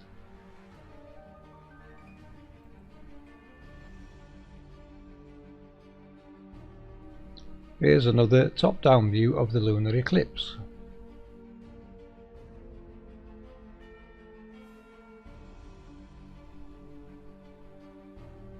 The red wave decodes as Ketu. This is the second waveform you see going across the moon, then exiting, and then the first larger waveform exits. Ketu is regarded as a shadow planet, but like Rahu, it casts its own shadow. The lunar eclipse is two eclipses in one. Be sure to keep recording after the red wave Ketu has left, or you will miss the first larger waveform exiting the scene. This one still needs identified, but is clearly a larger waveform than Ketu. Today, let's look into obelisks, temples and other structures around the world. The truth is in plain sight, and because of what we are taught, we do not understand the significance of the structures around us, or the layouts of the very areas around these in the microform of the surrounding areas all the way through the macroforms of towns and cities. The obelisk name came from ancient Greece, obeliscus, diminutive of obelos. Originally they were called tekenu by the ancient Egyptians. Tekenu means to pierce, as in to pierce the sky. Another meaning of pierce, you may not be aware, is to transfix, which means to make motionless. This to me is interpreted as the fixed stars which do not move across the ecliptic. In the same way as planets, they appear to be motionless. These are our constellations. Ancient obelisks are monolithic.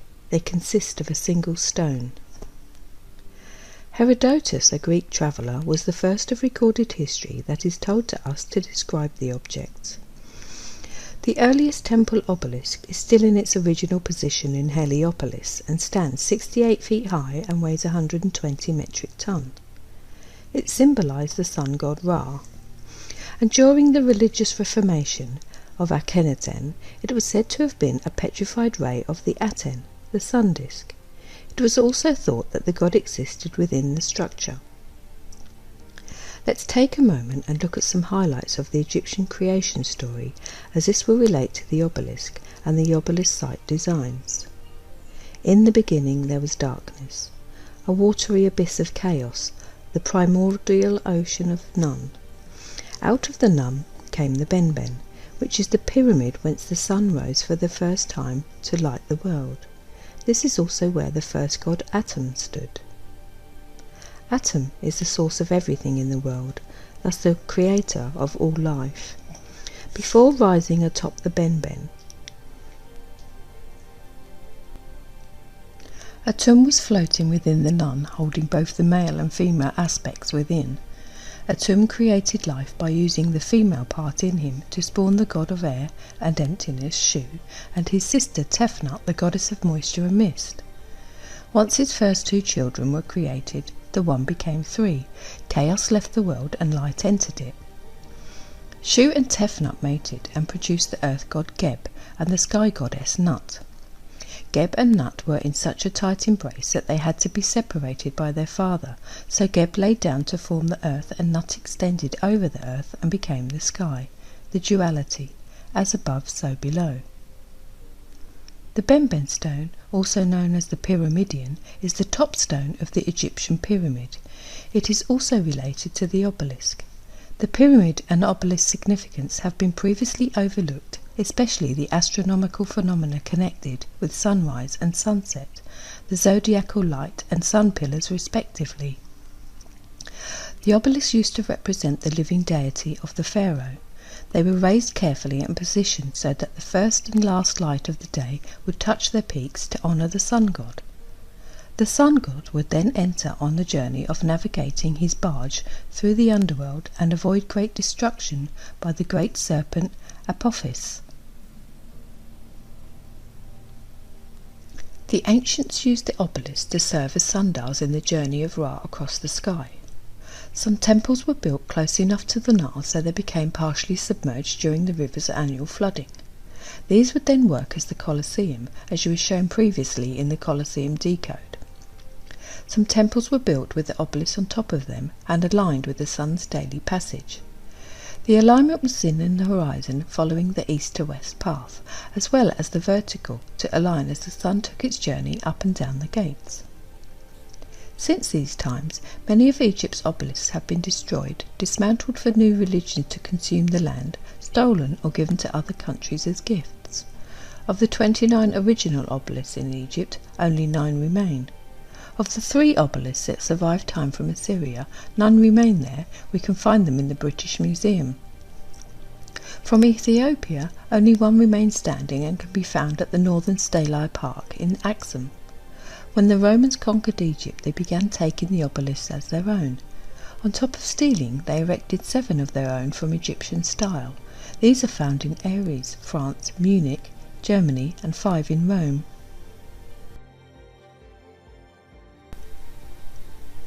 The APM perspective on obelisks are that they are location markers for the angel technologies below. They would represent the direct centre of a halo. They would be directly at the centre of lunar waves and other solitary halos observed in the heavens by many people now. Consider this when halo hunting. You can view various captures of these halos in our videos. A big shout out again to all those people sharing these very special captures.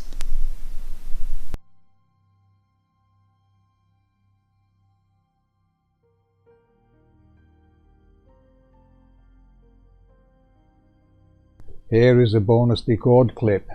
I looked at these images and noticed the technology hiding within. We will start with Sol, our sun. I fade out the parts we don't need, and lo and behold, we reveal our sun halo. I do think the sun emblem also depicts the nodes we see around our sun halo. Although we see 8 on the large horizontal halo, there may be more on other parts we have not seen as yet. Also take notice of the external solid band.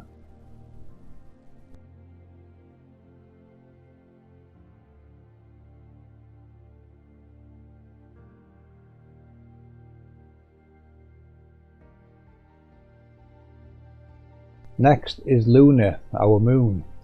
Notice this one has been given a face. I think this represents it being able to display the face of the moon, which has to be something close to the projector. The moon halo is very much the same configuration as our sun's halo. Pay particular attention to the waveforms around the moon, which may very well represent the pattern seen with Rahu and Ketu, the 2 waveforms that are definitely involved in the movement of luminaries. Next is Mercury. Notice this one has what we call a vertical halo, but this one contains 2, so it is a different model to the Sun and Moon halo. The star contains 8 nodes, and the external waveform again is reminiscent of Rahu and Ketu, indicating they play a part in the motion or control over this projector.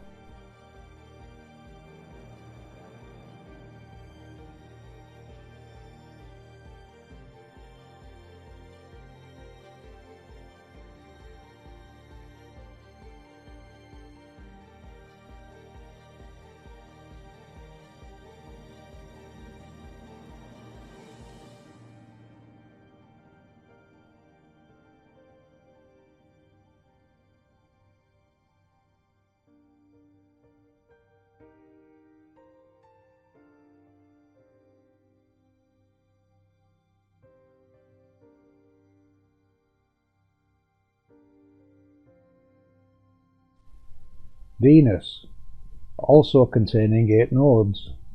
Notice how the gap between the 2 vertical halos is much wider than the previous model. This also appears to be controlled by Rahu and Ketu, if we use the external band as a guide to what is controlling its movement.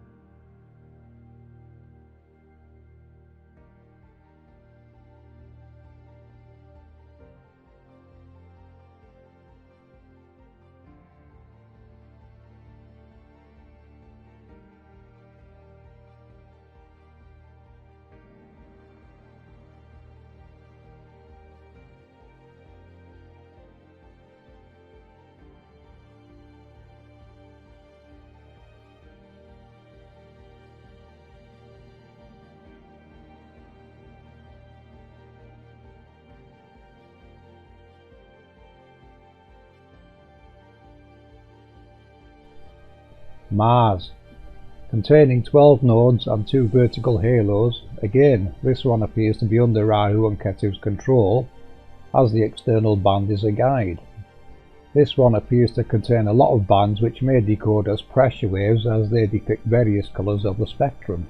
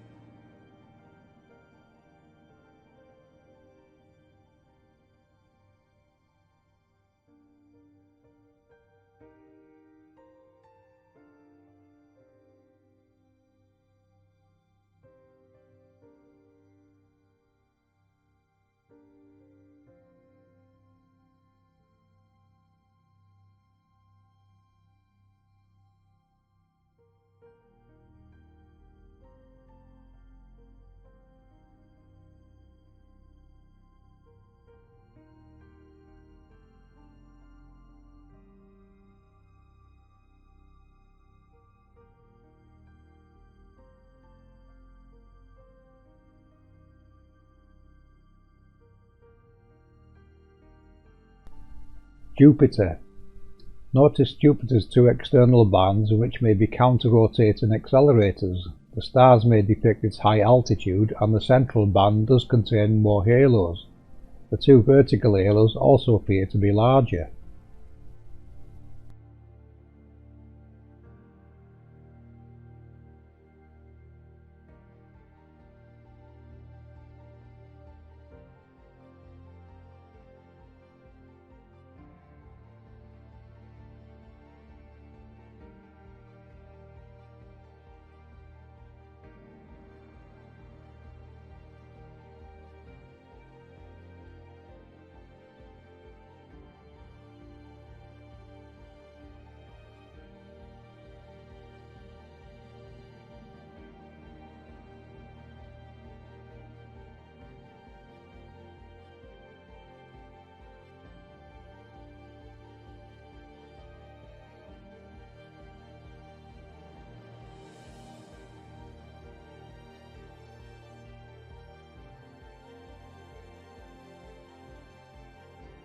Saturn. This one contains 2 external bands, possibly counter-rotating, 2 internal halos, again they may be counter-rotating, and 2 smaller vertical halos that have a different pattern to them. This one contains 7 nodes, but we do also consider Jupiter's moons to be nodes on one of its halos, so they may all contain more nodes than we have actually seen as yet.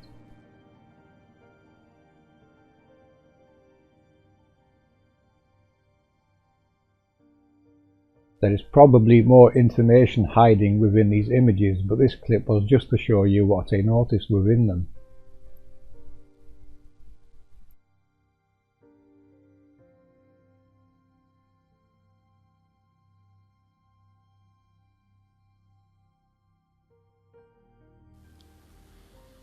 Many ancient cultures share similar beliefs, fundamental elements that vary slightly from culture to culture.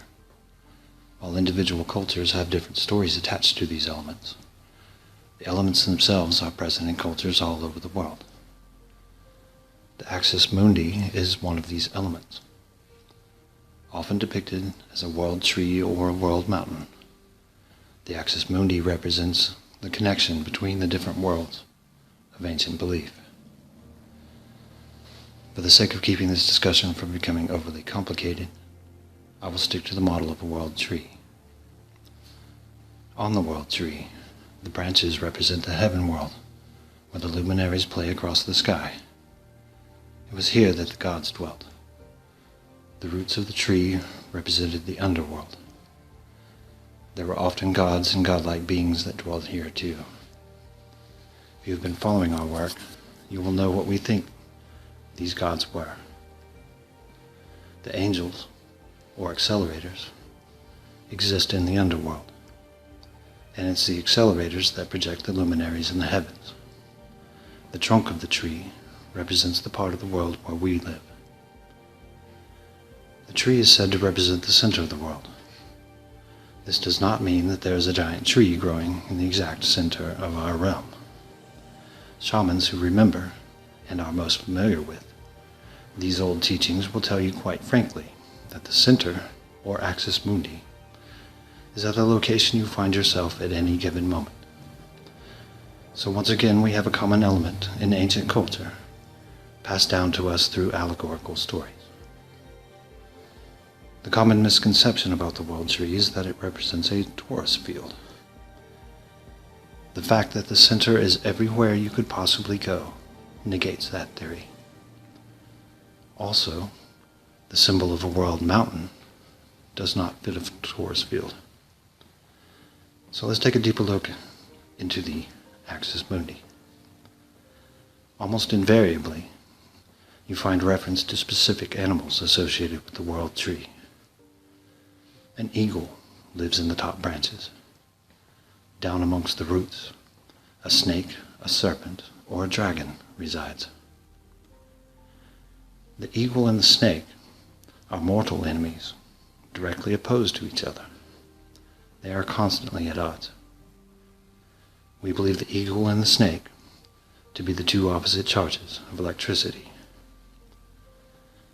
In many cultures, the eagle is associated with lightning, from the majestic thunderbird to Zeus, who would turn into an eagle and cast lightning down at his enemies.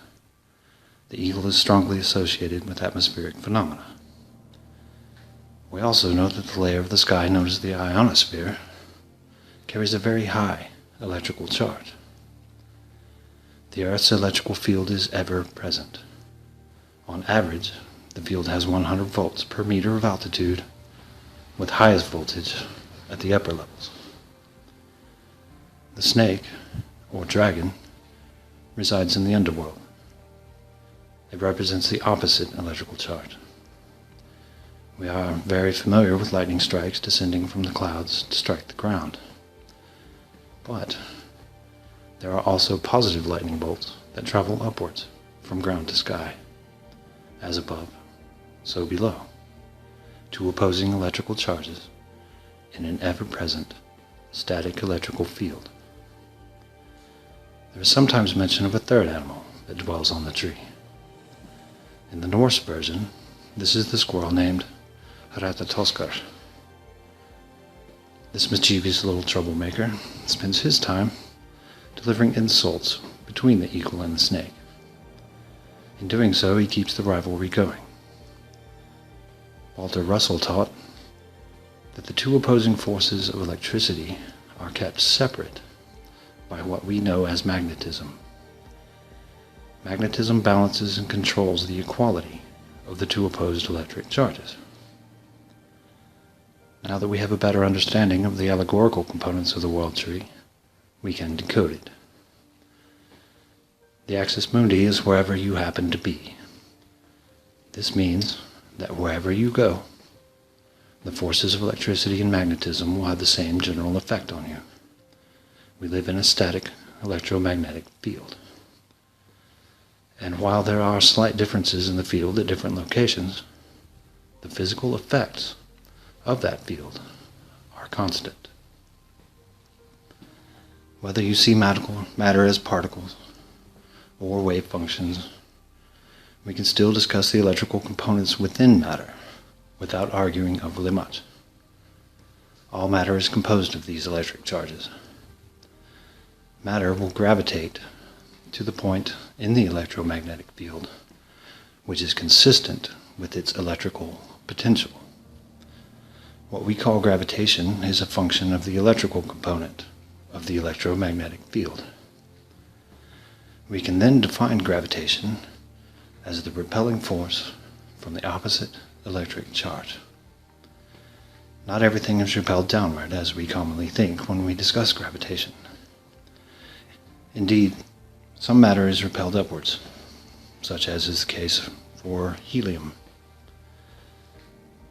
All matter is being pushed into the area of the field where it has like electrical potential.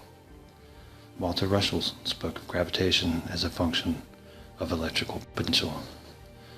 I highly recommend his books. There is further evidence found in creation stories. The ancients spoke of an original deity. This deity is often told to have had two offspring. One was the embodiment of the sky, the other embodied the earth. The world tree was planted to separate the two. This is consistent with Walter Russell's ideas of a universal one, a single consciousness that first split itself into the two opposing electrical forces which govern all things. This can be seen as one of the cubes Walter spoke of. One half of the cube is positively charged, the other half negatively charged. It is in this cube that our realm would exist, with the surface plane of the Earth being parallel with the magnetic plane that divides the two equally opposed electrical forces. Essentially, we live inside a giant capacitor, where everything we know of acts as the dielectric, including ourselves. A capacitor consists of two plates. One plate carries a positive charge, and the other has a negative charge. Locally, one of the two plates consists of what we know of as the ionosphere. It's possible the large star halos have a role to play in that in some fashion, but the star halos are inside the electrical field as well, so that can only be speculated for now. The bottom plate is below us somewhere. We don't know its exact location, but we know it must carry the opposite electric charge as the ionosphere. It's possible the Angel accelerators, in conjunction with the large star halos, influences the field to make our experience of gravitation different from whatever lands exist, if any do, outside of our realm. Everything between these two plates acts as a dielectric. The particles of a dielectric within an electric field will align themselves to conform to the direction of the electrical force inside that field. In Earth's case, we and everything else here act as those particles. The dielectric is not one solid chunk. We are a dynamic system of varying density and physical state. This gives everything a certain room to move, and the various parts will be inclined to find the area of electrical potential that align with their inherent charge. The denser matter is forced down, while the lighter matter is forced upwards. Within the static electrical field, everything that we call matter creates a sort of whirlpool in the field. We call these whirlpools torus fields. They are the result of compression and expansion forces from the electrical field itself. The mythos of the world tree is a beautiful allegory and describes the fundamental forces that govern our realm. Whether our realm is the extent of existence or not is debatable. Only time and exploration will tell.